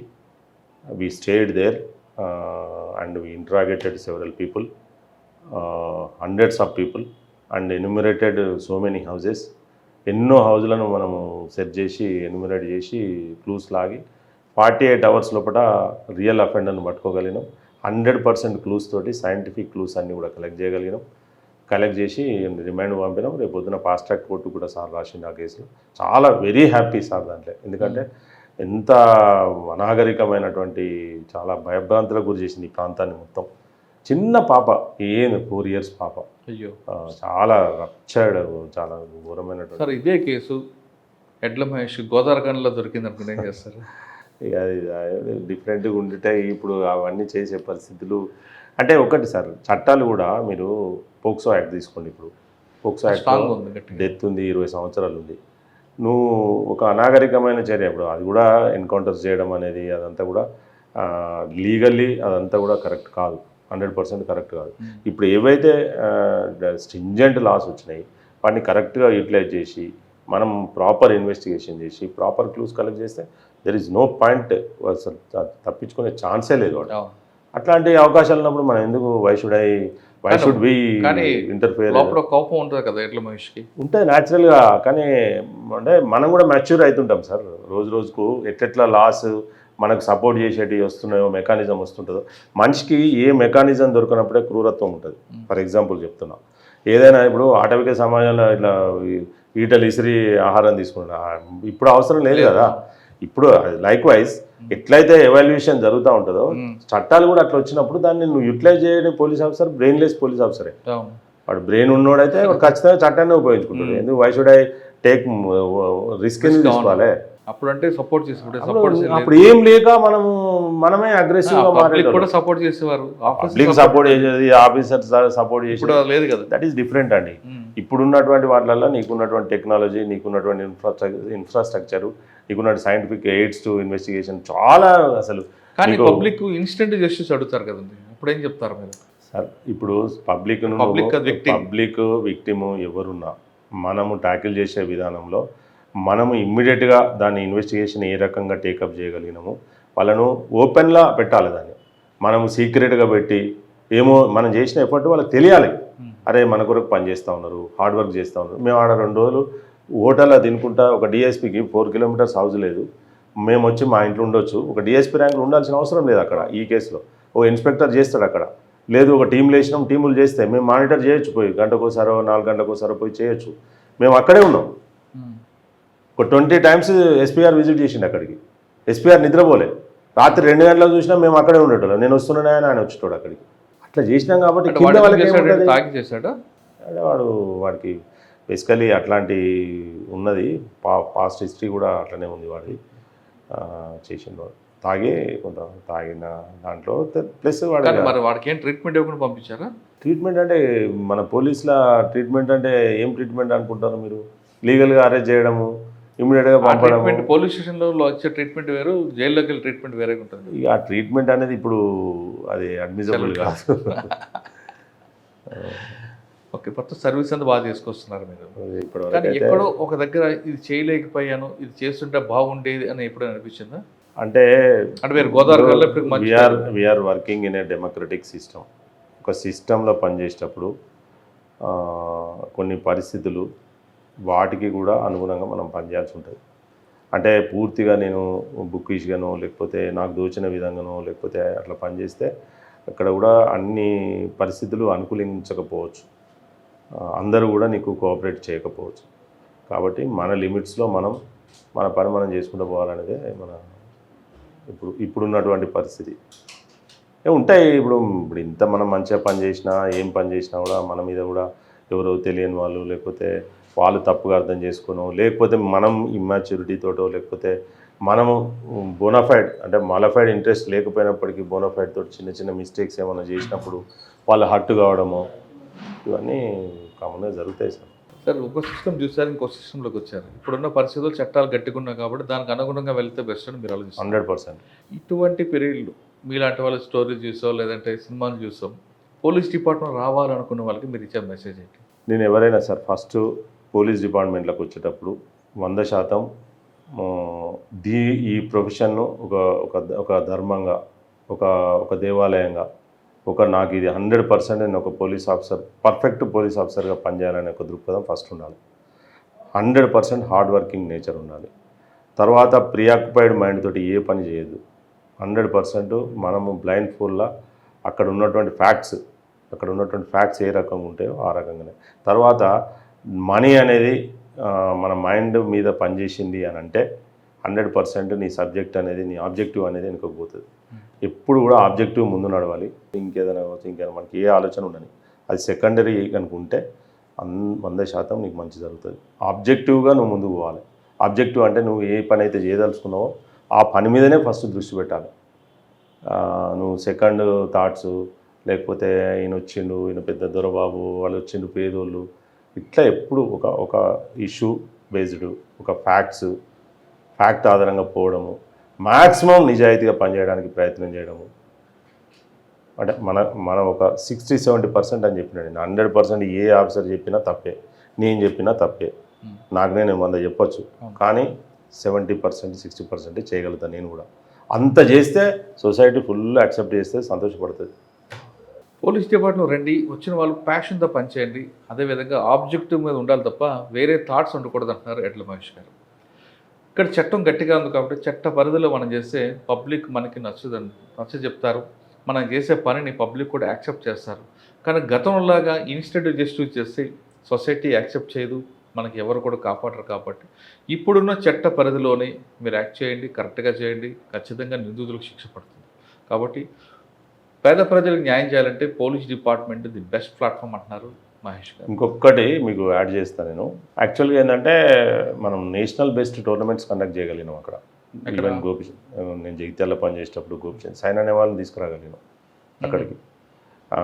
అంటే ఒక బెస్ట్ యూత్కు ఒక ఇన్స్పిరేషన్ లాగా తీసుకొచ్చి గోపిచంద్ తోటి మనం చాలా టోర్నమెంట్స్ కరీంనగర్లో కండక్ట్ చేసినాం, అక్కడ జగిత్యాలలో కండక్ట్ చేసినాం, అది మన మంచిర్యాలలో కండక్ట్ చేసినాం. పెద్ద వాలీబాల్ టోర్నమెంట్, నేషనల్ వాలీబాల్, మన స్టేట్ వాలీబాల్ టోర్నమెంట్ పెట్టగలిగినాం, రామకృష్ణాపూర్లో పెట్టినాం. అపార్ట్ ఫ్రమ్ దీస్ మన తలసేమియా, సికిల్ సెల్ అనే వ్యాధులను మనము చాలా సీరియస్గా తీసుకున్నాం మనసు మీద. తీసుకొని మనం పెద్దపల్లికి వచ్చేసరికి, అంటే అప్పటికి చాలా క్యాంప్స్ చేసినాము. చాలా రినౌండ్ క్యాంప్ ఏంటంటే మీరు అసలు అంటే ఒక గిన్నీస్ అవతలికి కూడా పోతుంది అది. ఆ రికార్డు కొరకు నేను మాట్లాడట్లేదు. 6166 మందితోటి సింగిల్ డేలో మేము బ్లడ్ కలెక్ట్ చేయగలిగాం. 6166. సూపర్. భారతదేశంలో ఒక సింగిల్ ప్లేస్లో, ఒక సింగిల్ సబ్ డివిజన్లో ఎవ్వరు చేయలే ఇప్పటివరకు, భారతదేశం మొత్తంలో చేయలే. 6166 మంది నేను బ్లడ్ తీయగలిగిన. ఒక 10,000 మందిని నేను పుల్అప్ చేసిన. అది నా లైఫ్ నాకు విపరీతమైనటువంటి ఆనందాన్ని ఇచ్చినటువంటి అంశం. జీవితంలో నేను రిటైర్ అయ్యే వరకు 10,000 మందితో చేయాలనే ఆలోచన ఉంది. 100% చేస్తా జీవితంలో రిటైర్ అయ్యే వరకు. 10,000 తోటి చేయాలని ఆలోచన ఉంది. 100% మీ గోల్ రీచ్ అవుతారు. రైట్. ఇది ఈ వారం ఎడ్ల మహేష్ గారితో ఎక్స్ప్లెయిన్ చేశారు. వచ్చే వారం మరో గెస్ట్తో మళ్ళీ కలుద్దాం. నమస్తే. Thank you very much sir.